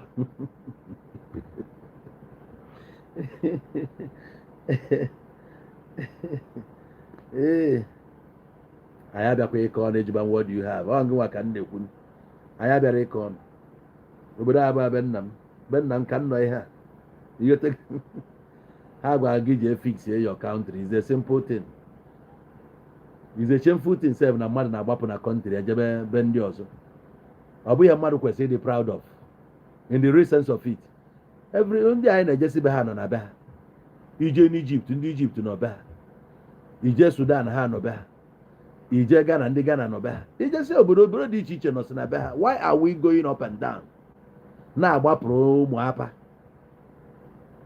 in the 80s onwe onye na-apụ na Naịjirịa ya na-apụ bụ ka eje gụọ akwụkwọ na London oge ego anyị ikọnọmi anyị dị mma nwe onye na-apụ ọ ndị Yoruba anọkọta bido na-eje London anụ London na-eme Wasiu Sikiru anyị ndị barista Soni Ade were na-akụ egwu mmadụ onekwa ndị Igbo oge a na-eme onye jee Belgium ọzụọ ngwa ahịa nata onye jee Germany ya na-eje bụ for importation onye jee zụrụ ngwa ahịa nata onwe onye na-eji iji bi ebi as far as mma many people jiri obibi ahụ no favor them ndị o favor bụ ndị na-eje azụ ahịa na-anata o jee na street obukọcha ngwongwo na ngwongwo kpojuo na container ọbịa ebe ole ya nweta ego nobody cares about ibi ebi ebe a ya na-eje bụ ka eje zụta ngwa ahịa anataba ebe a oge ndị a na-eje na India jee zụọ ngwa ahịa anata ebe a emere ya na Belgium otu a ka esi nweta oke Belgium mee ya na Germany mee ya na France ndị na-eje ewekọtasị high quality fabrics and all that Malays ma ndị na-eje UK ịghọtago ndị na-atụ electronics ma ndị na-aga Japan ihe a na-aga abụ ka aga zụọ ngwa ahịa nata ebe a ile ngwa ahịa make a profit nobody was going to leave ma ndị na-eje Indonesia eje azụ ahịa ndị na-eje Thailand nke ejebeziri ibi ibu because na economy aghasaana ya ka ndị mmadụ na-apụrụ esi na onye ojire na ofe ba asị gị na nji ibi ebe a ọ bụ my country ọ bụ my country iwu abụkwa na ọ ga-efevọ m iwu abụkwa na obodo ọbụla ije efevọ gị ije ma o fevọrọ gị wa so ọ ya emeghị na ihe ekwu eziokwu ngwa gụ mmadụ one nyere nri n'obodo ahụ otu ihe nọ na you no go fit tampa enyegodo half of them nri ebidogodo na Naịjirịa ebe a bifọ mpụa agba m ọkada Naịjirịa na-enye ọkọrọbịa ịtọ nri ọkọrọbịa ma agba bifọ ịchọ mkpọọlụgụ ebe m bi na Lagos na Maryland jee mee inquiry ọ bụghị ta ka m nyebere ndị mmadụ nri abụ m ala na-azụ nwa na South a aṅụrụ m bọyị na-abọ ọ bụrụ ile esi na ofevọrọ m gịnị ka ịchọ ha ga-egburu m egburu ha m onwe ha na wafọ yi oyi na-akọgheri anyị bịa ebe a na-ekwuchara m na-ekwu ka ọ tọba ụtọ ebe m na-agwa bụ fact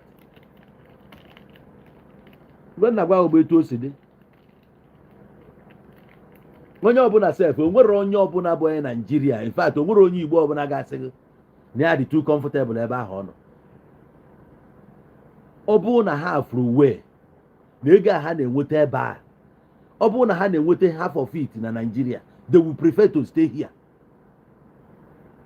Ihe a na onye jiri bi ebe a na-atagbu onwe ya n'afụfụ.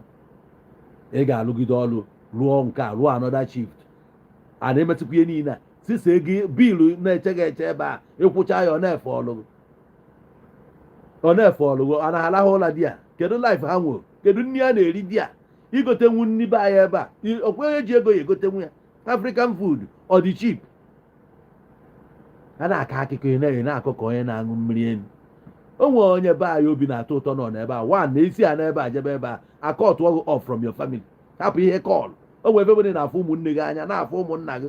Life ndị Igbo tọrọ ụtọ when we were together here. Onye ọbụla na-afụ ibi anya, Christmas na-abịa a na-akwado bie 20 ụzọ adịgo busy from 11 to 7 family send bago their families, papa send bago their family home. Anataje na-asụchasị compound na-efichasị na-edozi wee na-eche mpa akwa Christmas ụnụ akwa ya achịnatala ụnụ egolu ụnụ ihe Christmas. Ị na-afụsị ụmụnne gị hụbasị ụmụnne gị ama onwe ihe a na-eme na-afụ ndị a nya kpatara today na anyị masị ụmụ otu ọgbọ anyị. Ndị kịta nwere onye bụ otu ọgbọ ya, onye nke a mụrụ nke a na France, mụọ nke a na Belgium, mụọ nke a na UK, nke America, nwere onye ma nwanne ya. Ọnya ka mmadụ ji ata cousin ya kịta amụrụ na cousin ya. So na onwe onye n'obodo oyibo na-asị gị na ọtọka ihe afro ebe a bụ na-enwe better environment, and most of the things dị ebe a, ihe niile dị ebe a dị ha edoziri ọfụma. Even at that they are paying huge, very huge for those things ha na-enjoy. You enjoy electricity ọ bụrụ free, ị na-akwụ ụgwọ ọkụ. That's why na onye nọrọ n'ime na ọgbanyụ ọkụ. Anyị nwanụ Nigeria ka ha enjoy ọkụ self in a way.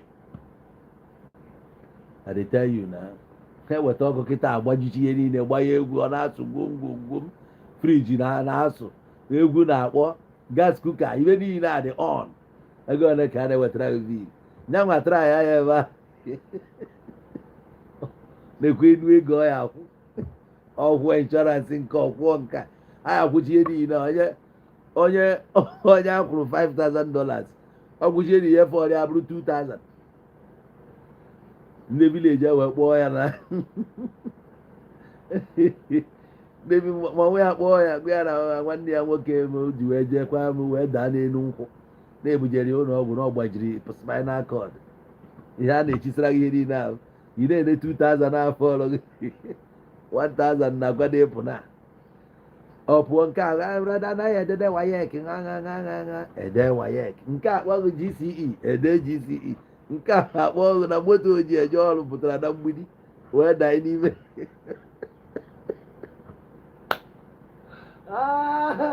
nke nọ Lagos agaghị eji wepụta ndị lasụma wee gụwa ya. O nwere akụkọ agbara akọ frọd ị na-ede 2,000 afrọd ọkwụrụ ọtọ gwụ etikwe nesmot ọmụ gbanyere gbanye ọfụ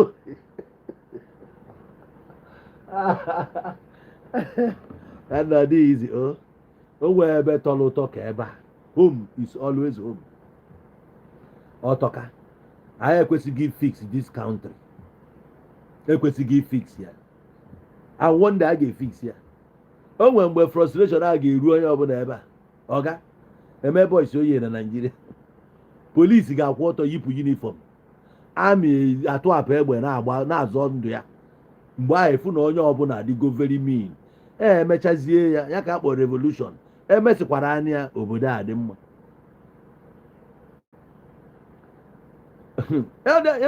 Ikekwa amụbaghị mgbe Babangida gburu ọsọ.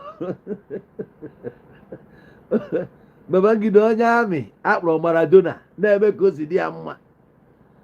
O nwere mgbe ọkụ dị ova na Nigeria, ọkụ karịrị. Babangida na onwe ya gbaa ọsọ si Lagos gbaa ọsọ na Mina Benni, ọ bụkwa nọọ Mina ka ọ nabara. Akpọrọ ọsọ abịọla. Anyị bụ ndị Igbo gbara, Benin gbara, Yoruba gbara, ọsọ gbara everywhere. Ndị Hausa adara ezigbo ọsọ. Abụ one day ị ga-eme the teen experience. Some of you na ihe na-ekwu kịta we are not born then. 1993 to 2026 ịma how many years 30 something years ebe 33 years now. 2003 mere 10 years, 2013 20 years, 2023 mere 30 years plus 3 years, ọ bụrụ 33 years ihe a na-agwago m. So some people nọ ebe a kịta na-erubere 30 years did not witness it, they didn't even know about it. So mgbe ọ karịrị na Nigeria, Babangida na-achị Nigeria gbara ọsọ. Ndị Yoruba niile nọ na Lagos na-eme ọnụ chọọ onye ọbụla gbara ọsọ. Ndị na-ana Ijebu na-ana Ijebu, ndị Akure na-ana Akure, ndị Ibadan, ndị Kwara, Etu, Ilorin, onye ọbụla na-agba na-ana. Benin onwe ha paakị ụna. Anyị bụ ndị Igbo gbara ọsọ. Mụnwa na kwuru ya nara m on the 12th of August. No, 12th of August. Yes, na 12th of August, yes. Oh my God. Na ya okay. Ihe na-agba bụ na ndị Igbo nọ na Asaba nnọ kịta gbara ọsọ sef. Ịghọta ya na ife a bụ ọ bụrụ na ịbụ onye mgbidi mana ibi Asaba, ọ gị na paakị akpago overnight na-agbada mgbidi, onye ọbụla na be nna ya. You know why? 20 something years ọgụ ji wee kwụsị, 23 years ọgụ ji wee kwụsị ka nke a ji wee tasurukwa again. So the thing ka dị fresh in our memories. Mbịa cheta ụdị bọmbụ a na-atụ mgbe a na ụdị egbe agba mgbe anyị kpa trigan. Onwebe a na-echeta eme oge men bụ ife ọlụ n'ọgụ Biafra. Anyị wee sị ka anyị nakwa ka ọ rapụ ịdịkwa ka ọmaala agbadosi anyị ike. Ọ bụ na iso wee na mgbe a ọ ga-efu na ala Igbo atọka. I've never experienced ụdị mass return a. So o nwere oge elukwe na Nigeria ihe efuru na ha ebiri like this. O nwere oge erue kịta o set ya again. Ma Tinubu a n'ebe ahụ, ma Akpabio, ma Nwike anọ na Abuja na-eme. O nwere mgbe ọ ga-eset ya Nwike gbasie ọsọ because ndị polisi a eji ya ma ndị a niile ọfụrụ nnukwu ya n'azụ. Onye ọbụla ga na-azọ isi ya azọ. Ọ ka eme na 2020 mana ọ na-esicha na COVID wee pụta. Onwe onye na ọfụma. If not ka a na-eje Nigeria anyị na-enye akpachaghị ya na 2027 election na-abịa. Ị ga-afụ ihe ya eme because ndị mmadụ ata n'afụfụ na this country. Many people agba n'ọsọ. Onye ka eji achụ ndị be anyị na South Africa ya chọrọ na a na-achụ anyị, a na-agbagbusi ndị be anyị, na-egbu ndị be anyị, na-atụ ndị mmadụ nga, na-eme aka o siri ya mma. Ma obodo dị iche iche anyị anọrọ ka slaves. Ihe anyị ji anọ ihe a bụ ọba achụ na aga eme gịnị jegodo ebe a na-enye anyị adụro nna a na-eme anyị ka anyị ọ bụ mmụọ nke efu etu ndị a si etriti anyị. Nwaanyị gara agwa gị okwu sef etu esi na-akparị gị gbachite nkịtị. Ihe ọ bụla a na-eme gị ị na-eji polisi ya bọọsụ be gị ịgba nkịtị. Nwee taa na-agwa gị okwu enyi ha ịgbachite nkịtị ka ọ na inwe ebe isi. Ndị kagodu mma nọ na ịgbakọcha ifụnọ gị ya eluzu sikwa ka ịkpa. Ma ọ bụ na ya nwe resources anyị ga-eji dị mma anyị nwere ya mana ọ na-aba na pocket of the few. All because of all these things ka ndị mmadụ na-amọrọzi ji wee nọlụ some smarter people and they take advantage of them by preaching Jesus to them. N'ọnya nwa bụ author and finisher. N'ọnya bụ the only way. N'ọnya ga-eme gị ka ime nka. Na whoever the Son of Man shall set free is free indeed. That whosoever shall believe it is done. Akọgide ihe na-akọcha ya eji erigo bụ after today ma after tonight your life will never remain the same. Amen. Now it's time. I don't normally do this. Have you seen me before? Do I know you? I don't know you. Do I know you? Have I seen you before? Na them. I bịara ka ha rie ka ha si erie. Ndị anụ abịara ka ha zuo, gbuo, bibie ma na n'iyi. Oye ha bịara. So ihe niile efuru bịara na Ngokpala. Actually, ihe ha bịara bụ ka ha fụ Ebuka obi. They don't know ihe a na-efe. They are all confused people. They are not sure of ihe a na-eme. Ndị anụnwa na-abịa sisi na ha na-abịa inye nka. None of them. Ndị ụmụ nwaanyị Amerịka a na-eweta ego. ha kwuo nọọ miracle ka ha ji nweta that money ka m kweta ka efu na those women most of them bụcha nurses registered nurses most of those women efuru ụkwụ ebe a na-akọ ya ha na-arụ ọrụ na Amerịka ọrụ na-aba alụcha enye ha ezigbo ego ụfọdụ bụ caregiver a na-akwụ ezigbo ụgwọ some na-arụ ọrụ a na-anya taxi ụmụ nwaanyị na-anya taxi na Amerịka mana South ambi ụmụ nwaanyị mgbe m ti ebe a nachighị onye buru na taxi mgbe ọ dara nwaanyị bịa buru m ọ gbasara ya ihe ọmakwa ya nyere moto bịa ebe ịba ya ọ burukwa je drọpụ ọgụ onye ọzọ ọ dakwa ọ na-emere onwe ihe ya so ha na-arụ ọrụ o nwere anything like miracle dị a bịa awaken nọ na ịmago na onwere ndị jiri obodo oyibo abanwe ha n'ime ya ka m ji asị onye kpatachiri ego ji ka na-ekpe ekpere what are you asking for ifu ebe onye ọcha na-ekpe ekpere ọ na-atọ gị ụtọ Lord we thank you guide us save us help us amen ọ jire mkpịa ya na mmadụ ejiri okwu ọma ihe bụ ancestral cause mana onwe ndị gburu mmadụ ka ha nwa ndị nna ha bụ ndị gburu mmadụ poison ndị mmadụ Amerịka obodo ahụ bụ blood ha gbusiri the natives the Indians n'ebe a gbusisie ha nche niile take over ebe a ebe ka ha na-egburo the same people enslaved ndị mmadụ gbagbusie ọkwa ha today ka ị na-ejezi be ha eje achụ ego ancestral cause egbu ha Ebuka ji na Elon Musk amat na if you see a successful man na o nwere spirit ọ na-epe obeisance to is either not divine or not diabolic na onye iji amat ifela ahụ emeghe onye iji amat as the richest man ọ bụ a Christian were Christian ma ala anya atụ ka amara ya bụ na miracle of Jesus emenwu one person ka ọ bụ the richest man ka bụ a Christian ka anyị kweta na Jesus n'ọrụ not only na Elon Musk bụ na ọ bụ a Christian no ọ bụ na the richest man no na-eme ife ịma na-emenwu ife ekpere ama na-emenwu o ji sense ya na-eme ya na-break new grounds na-eme exploit anya na-afụ ya in our own time ọkwa netwọk ya ka people na-use today netwọk ọ na-echeki ọ na-echeki onye na-amụrụ Jizọs mana nke nwa ya eje gote ya why ji egote ya echemesi do not unequally be yoked with unbeliever unbeliever why ji enye ego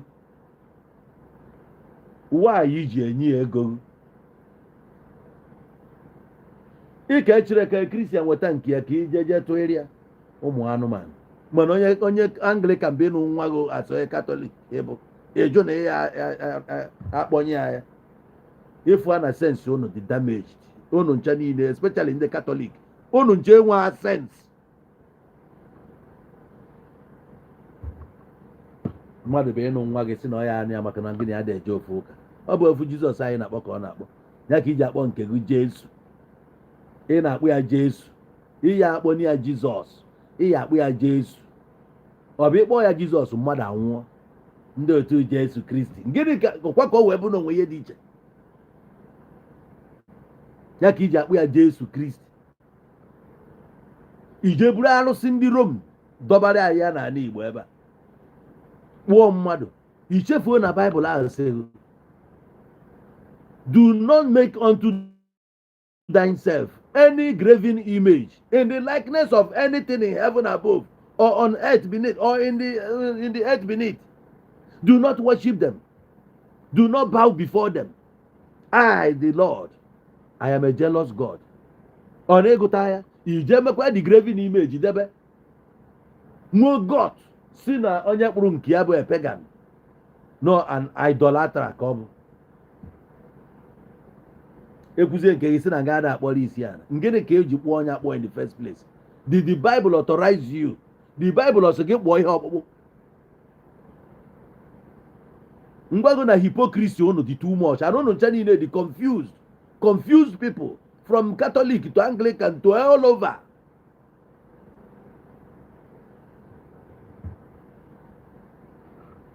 Why are you molding or making unto yourself a graven image. Why are you doing that? That is idol. It's idol. A woman will not come. Jeba bro Jesus. Debia n'enu obe je na-emetụ ya aka na-ebe akwa. Are you okay? That damage go your side. Your chenchera vuvu is no longer functioning. Dalonu maybe si unu ana-agwa ka akpọpụta gị ka recycle ọgụ ka ede ka mmadụ. So you start thinking like a normal human being. Jesus. How many Israelis came from Abraham Jesus? How many? Netanyahu has said, I trust in my soldiers, in the military. Manangiwa, I trust in the heavenly whatever. Nyaki no problem. You can't stand up and start looking for solution to your problems. You are waiting for the Lord. They that wait upon the Lord. Again, I know hear that particular chapter and verse in it. They that wait upon the Lord. Oh, could see that they shall renew their strength. You have to renew your strength. They shall mount up with new wings as eagles. They shall walk, they never faint, and they will run, but they will never weary.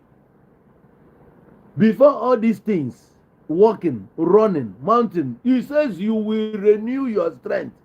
Mandi na-ele Jehovah ga-agbanwe ike ha. Ịmakwa ihe ọ bụ ịgbanwe ike ha. Ya bụ na ị ga-rebuild, ị ga-revitalize onwe gị, ị ga-eme everything ọ dịkwa fresh, new strength, new vigor, new zeal. Everything will become new so that you will be able. Ya bụ towards a renewed man. You are waiting for the Lord. As a businessman, you are waiting upon the Lord for the hand of God to touch your business, right? You have to renew everything about you. Look at your business. You will renew a lot of things. Renovate your shop. Get a new scale on how to interact with your clients. Get training awful. Now things may change. That's when you will run and you will never faint. That's when you walk, you never get tired. Bible, you don't know what is written there. Shut up. If you know what is written there, you don't need any idiot to tell you I'm a man of God. Are you a man of Satan? They will turn everything upside down. So they that wait upon the Lord, Jehovah, a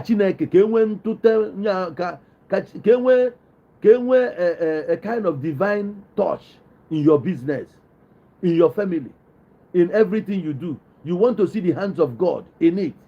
So you are waiting upon the Lord.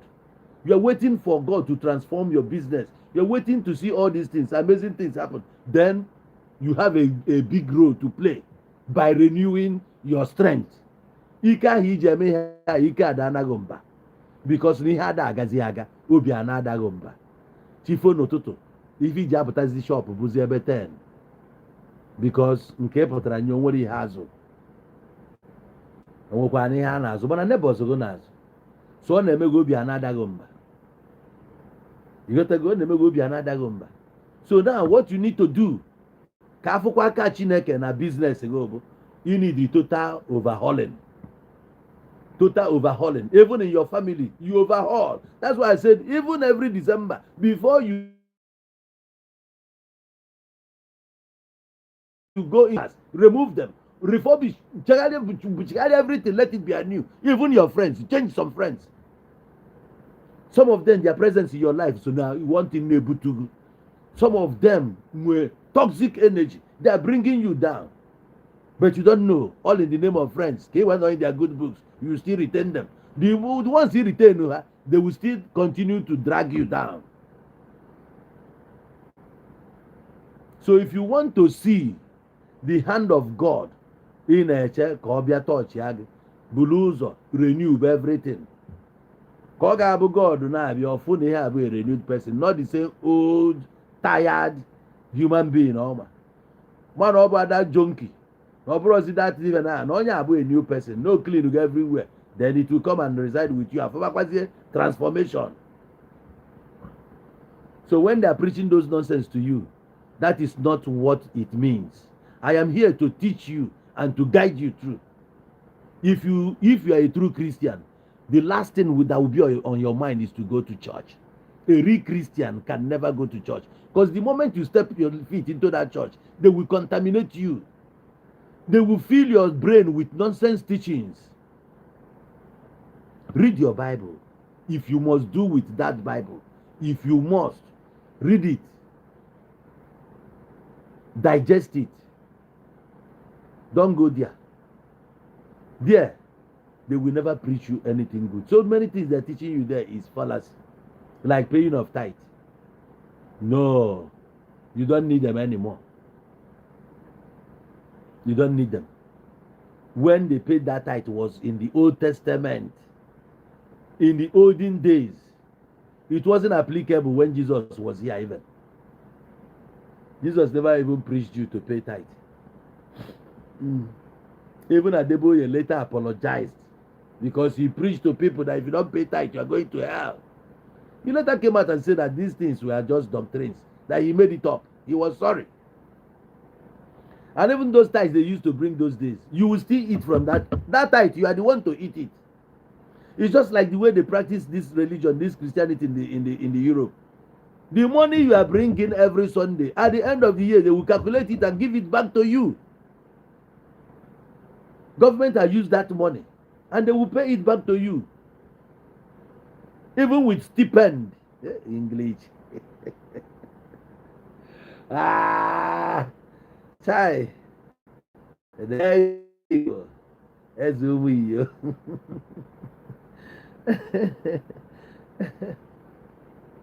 What you ask yourself as a Christian today, the Bible you are having today, how many books? 66 books.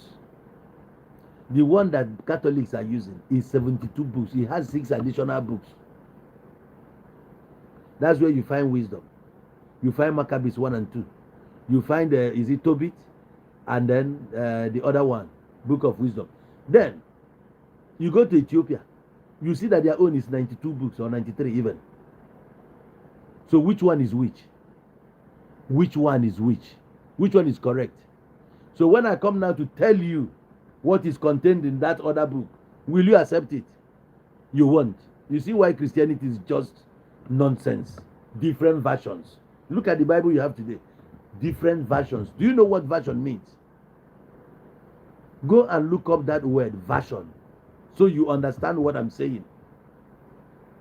And over the period of years, we keep losing the original meaning of those words because it was translated from a different language to another one, from Aramaic to Greek, from Greek to Latin to English to Portuguese. To a curse of Marigide, where we are here, Jesus said you were so Igbo finally. Ebuka we kirija Jesus na si Igbo, we say you never born here, Jesus. Ala katabanya ka Jesus. Whom shall I send?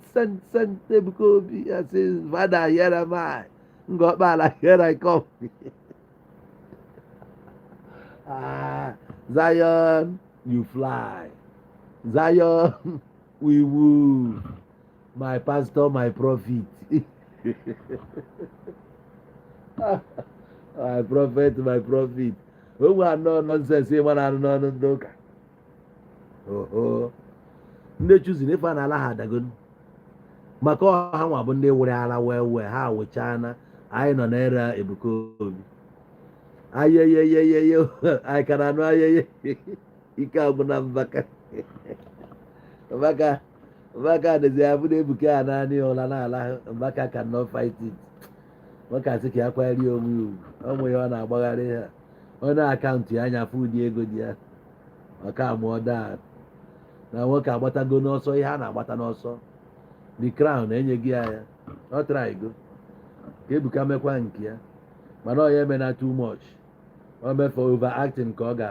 Don't overact. Act ya according to the script nna ahụ. Ị na-akpụọ isi gị akpụọ. Kpụọ afụ ọnụ dị ka mmadụ. Mụkwanụ ka esi agba egwu mgbe ọ bụla ị na-eme ka keneke ihe na-achọ ikuku ya egbu. The dress ya ọfụma.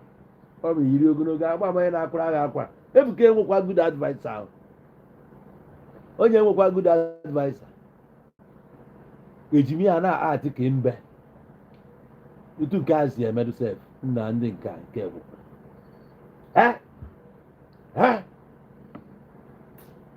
iliteracy ajọka mana nwere onye na-awee ya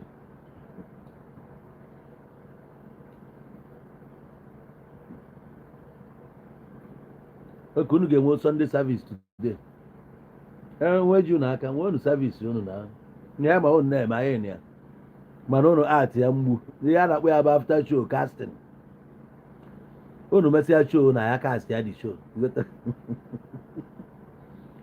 ntara vilagazi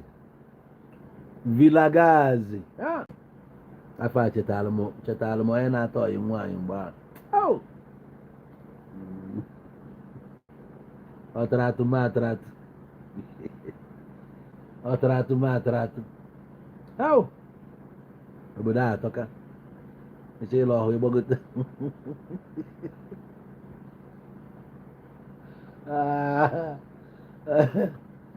gbagota ọkali ọ bụrụ obere ife so ụmụnna ụnụ afụgo ka anyị si wee jee Ngokpala anyị ejeena onwe ihe anyị na-afụ anyị na-ewetara ya unu anyị nọ ka anyị na-ewetara unu update from Ngokpala enwere massive crowd Ebuka etinye mgbe na ihe abụzi ya crowd na ihe abụ multitude ọ gụcharakwa nwa jai baịbụl ya ịmara ọma enweghị ọma na baịbụl ọ gụchara akwa dị ito na multitude ka a kpọrọ ya mgbe ahụ na baịbụl so filuzie na multitude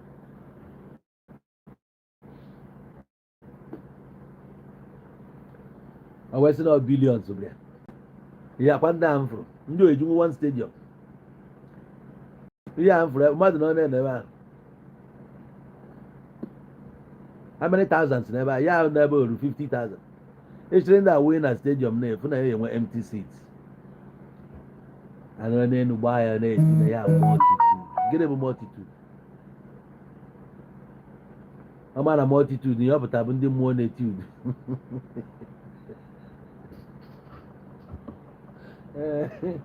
bụ onye na-amụrụ multitude bụ ndị mmụọ na-etude ya bụ multitude eso anyị n'Igbo ọ bụrụ mmụọ na-etude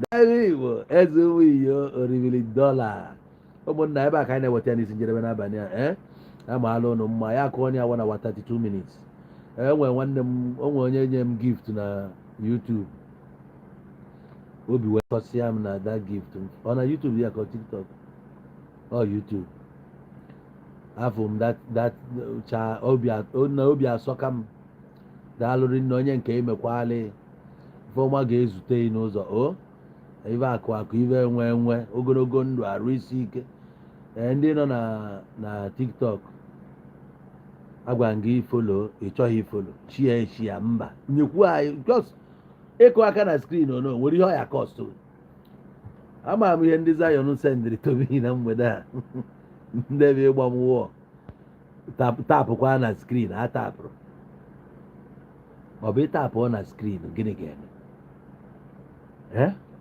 double tap gosi na like the video ka the video na end yourself ndị nọ na Facebook thank you for coming I appreciate your presence daalụ nwanne m anyị ga na-ewetali unu from Ngokpala from me to you echi ka anyị ya enebe anya n'okwu Simon Ekpa nke okwu Simon ka anyị kala ikwu n'abalị a ma na-ịmago na ndị mmụọ na-etudu na Zion Ministry abịa daizie n'ike so ụtụtụ echi anyị ga-eneba anya na saịdị Simon Ekpa daalụ hinne so ndị ọtọ pilot kwadokwa na akwado kwado onwe gị ọfụma ịya akọkịtakwa ọnụ echi ike ịkọ ọnụ ya agwụ kwado ike ọnụ ahụ maka na ndị Igbo bụ nwa nke na-ekwe ka eweta ọnụ saịdị ya nwee na art Django iweta na nke ndị ụka bịa iweta na nke ndị nọ n'ime ọhịa asịghị your days are numbered iweta na nke ndị woto asịghị n'ọbụbụ eke ha hand go soon touch you. Hand go soon touch you. Ah, daalụ nwanne m. Thank you. Thank you, eh? Thank you. Ọ bụrụ na ị nwekwa any question, you can ask your question before I shut down. Ọ bụrụ na o nwere ife ị chọrọ ịjụ gbagharị n'ife niile m kwuru ebe a niile idiri ajụ gwa m. Ndị hand go touch you nwanne m. Ah, Thomas Pendeta. Taa bụ Sunday. Kwa ya abago Sunday already. Anyị abago Sunday. Okay, ababe. Okay, about after 11, okay. Nwanne m o. Jonathan Bright C. Thomas Pendeta. All right. Onye nwere ajụ ya jụọ. Ezi nwanne m si ọfọ. Ya nke na-eme. Kalista. Kalista nwanne m. Ka ije. Nwaanyị ọcha. Odogwu kwụ n'ọkụ. Odogwu kwụ n'ọkụ ka edi wee. Casey Francis. Nwiyo ka ebugodo. Original Nwiyo.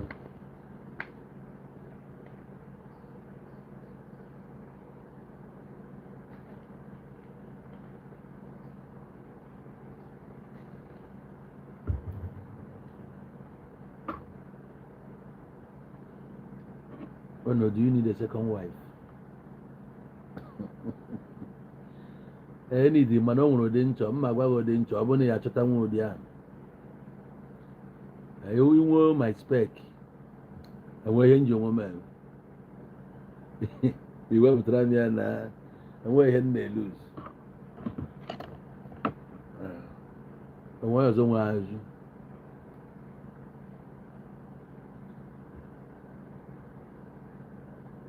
Okay, so can I go off, Abby? Okay. Is it advisable to use a sold land money to travel abroad? Of course, now. Why not? Why not? Elegi abụ na elegi ana. Iwere ego ije chụọ ego ịchụta ego bịa gụrụ ọzọ. Ihe ị na-eje ebe a na bụ ije ịchụ ego. Ịghọtago?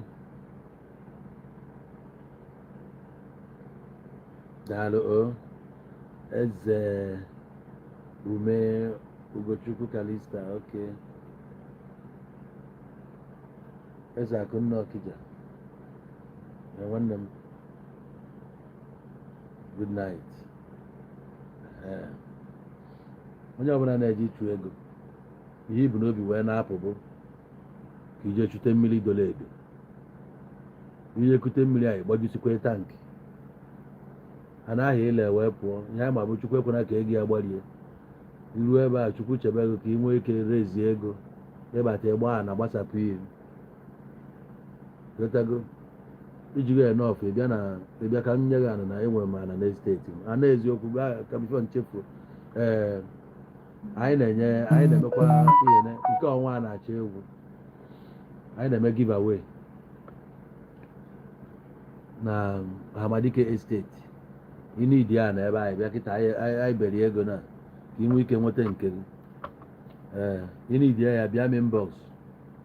Ị need ya ka o nwekwa ihe iji aka dị isi ya. Nya nwee nke ị mepụtara ego ekwe ya n'ihe ị mere eme. Achievement.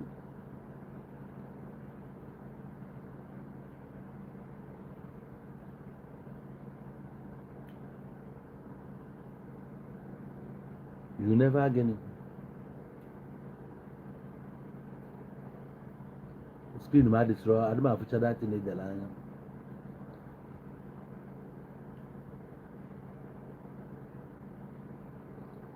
Ogbu a mkpu ebe ahịa ahụ onye niile ya mee ka mmanụ. Ogbu a mkpu na-aba ahịa. Ịchọ ikpu igwe m. Ịchọ ikpu mee ka mmanụ. Nke a bụkwa ahịa ịchọkwa ikpu ya. Ịchọkwa ikpu nke mee ka mmanụ. Agaghị ọ bụla efu na ahụ mba ya na m eri ele. Cheti ya ihe enwe nya na shop ịchọ ya mwepụtala ya. Italian. Cheti ya ịchọ ya mwepụtala ya. Luanda Africa, how are you? Luanda Africa. Oh, Does killing cow for your dead father brings any positive impact in someone's life? Yes, because not our tradition. Omenala anyị na onye nna ya nwụrụ o were efi na nna ya aka, o were onye ji 50 million naira wee gụọ akpati ozu nye nna ya. Ihe o ji adị anyị ka dati na ọ dị too much bụ na ihe siri ike ya kpatara mpa anyị ga-anwụọ anyị ama egbunwuli efi mgbe adịto na ego adịrọ.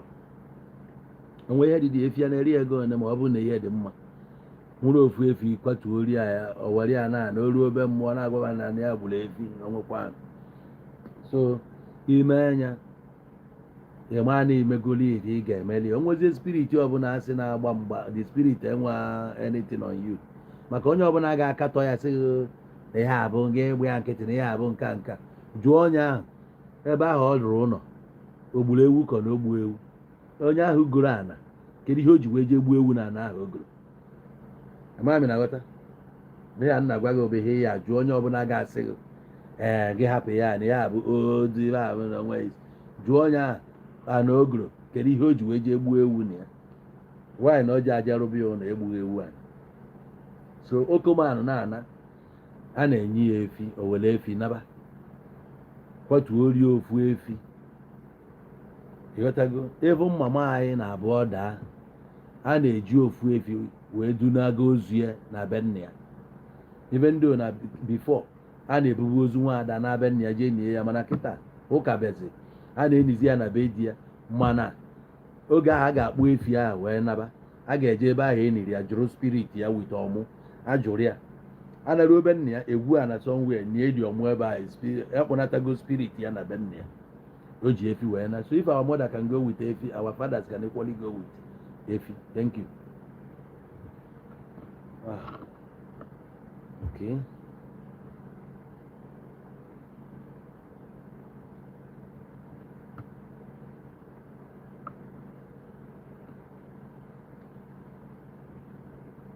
But is there any glory behind that? According to tradition, the glory of the family God complete. That's what I understand by the glory. The glory of your family. Because without that, people can ask, happen there. Ndị na-egbu nwụrụ ọnụ nna fee efi. Ịghọtago? Ndị na-egbu nwụrụ ọnụ nna fee efi. So a na-akpụ the glory of your family na anyị. Na onwe ihe unu mewu. Unu esoro n'ihe a na-eme. Ebe a ga na-akọ ya unu ama anọ dị ya. Somewhere ka a ga-anọ na-akọ ya. Ịghọtago? Mana unu mee ya ebube ezinụlọ unu ezuo oke.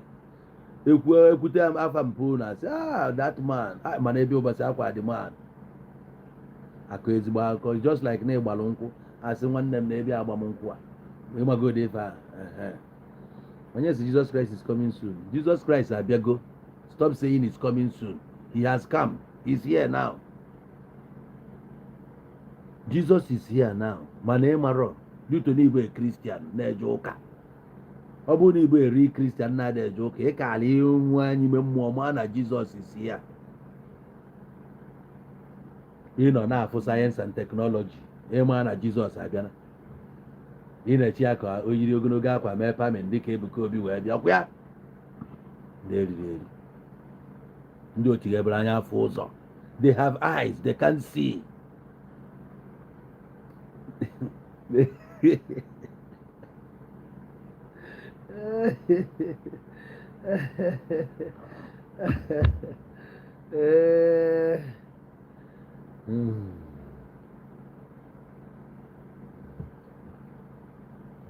And when another question I be, what can I go off for now? I go off. If you go on TikTok, juru na ha ya nyam likes him. Juru na ha ya share the video. Juru na ha ya follow. But I have a monitoring spirit.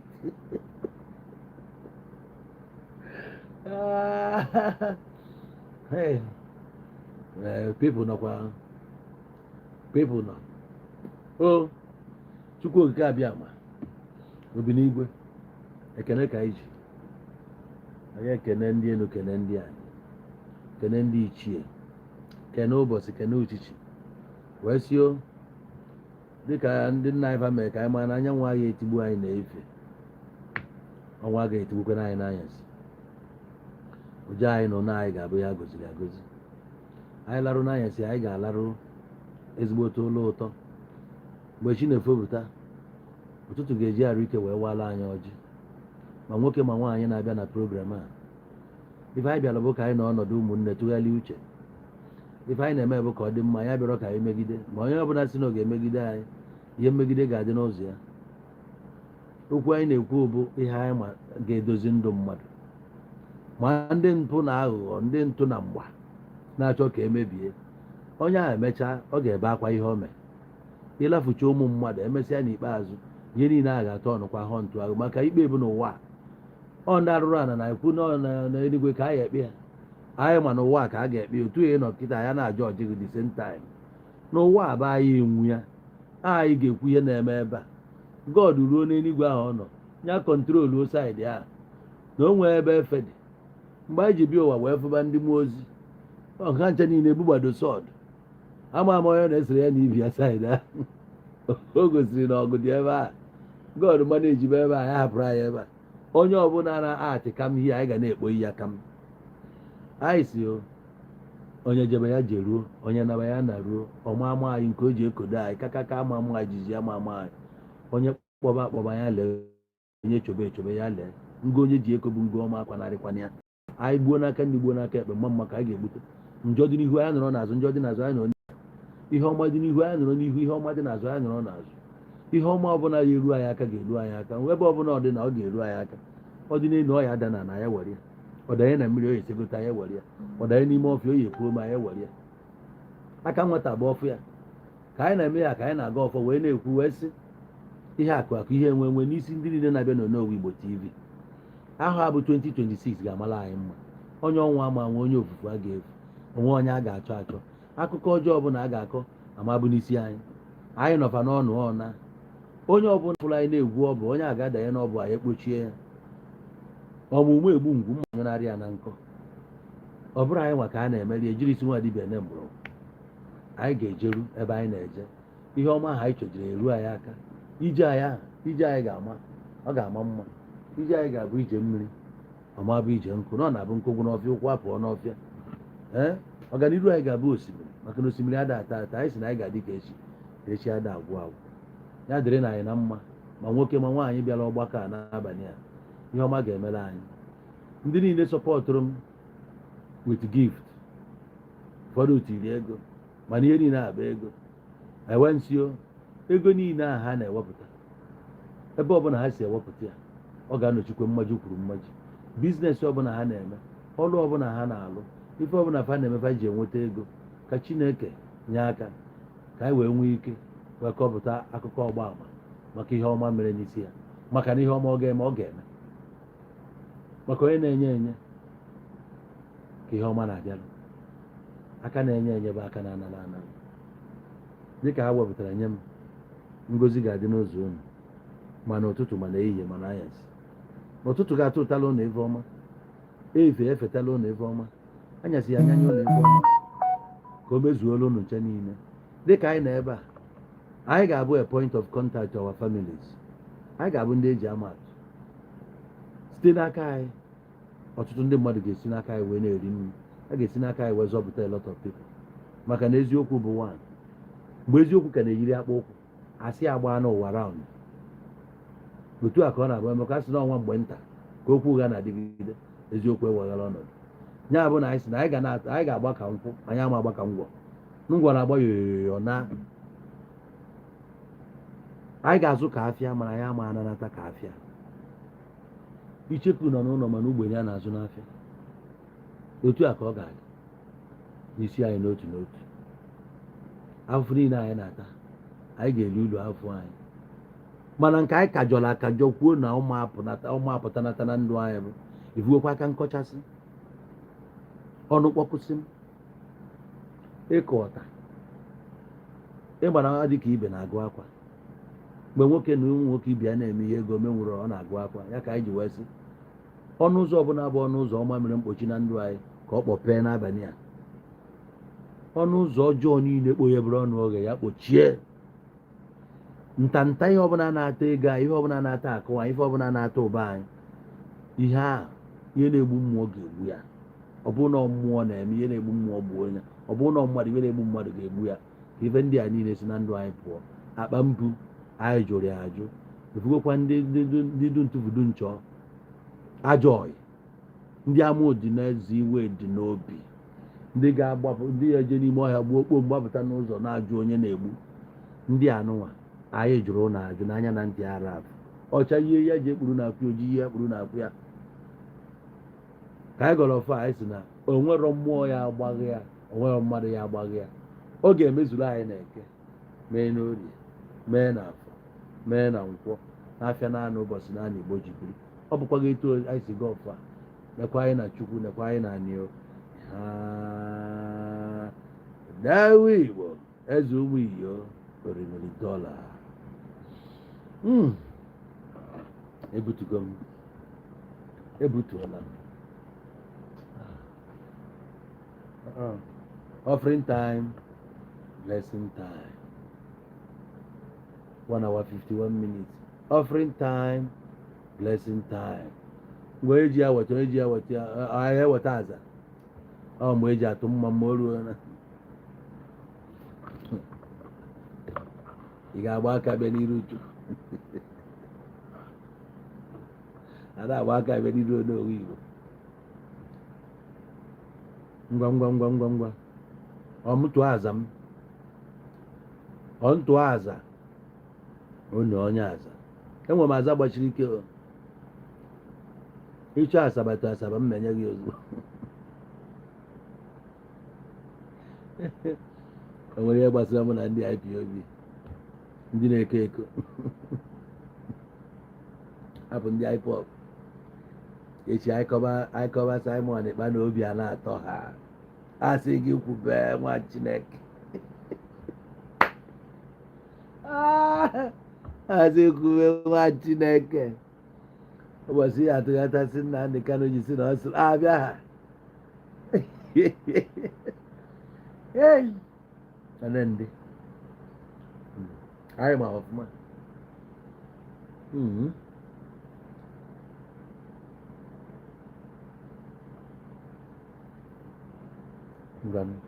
Ndị nọ na YouTube, I got shut down. Thanks very much for everything. Echi ga-aka mma. Well, I don't know, man. Good night.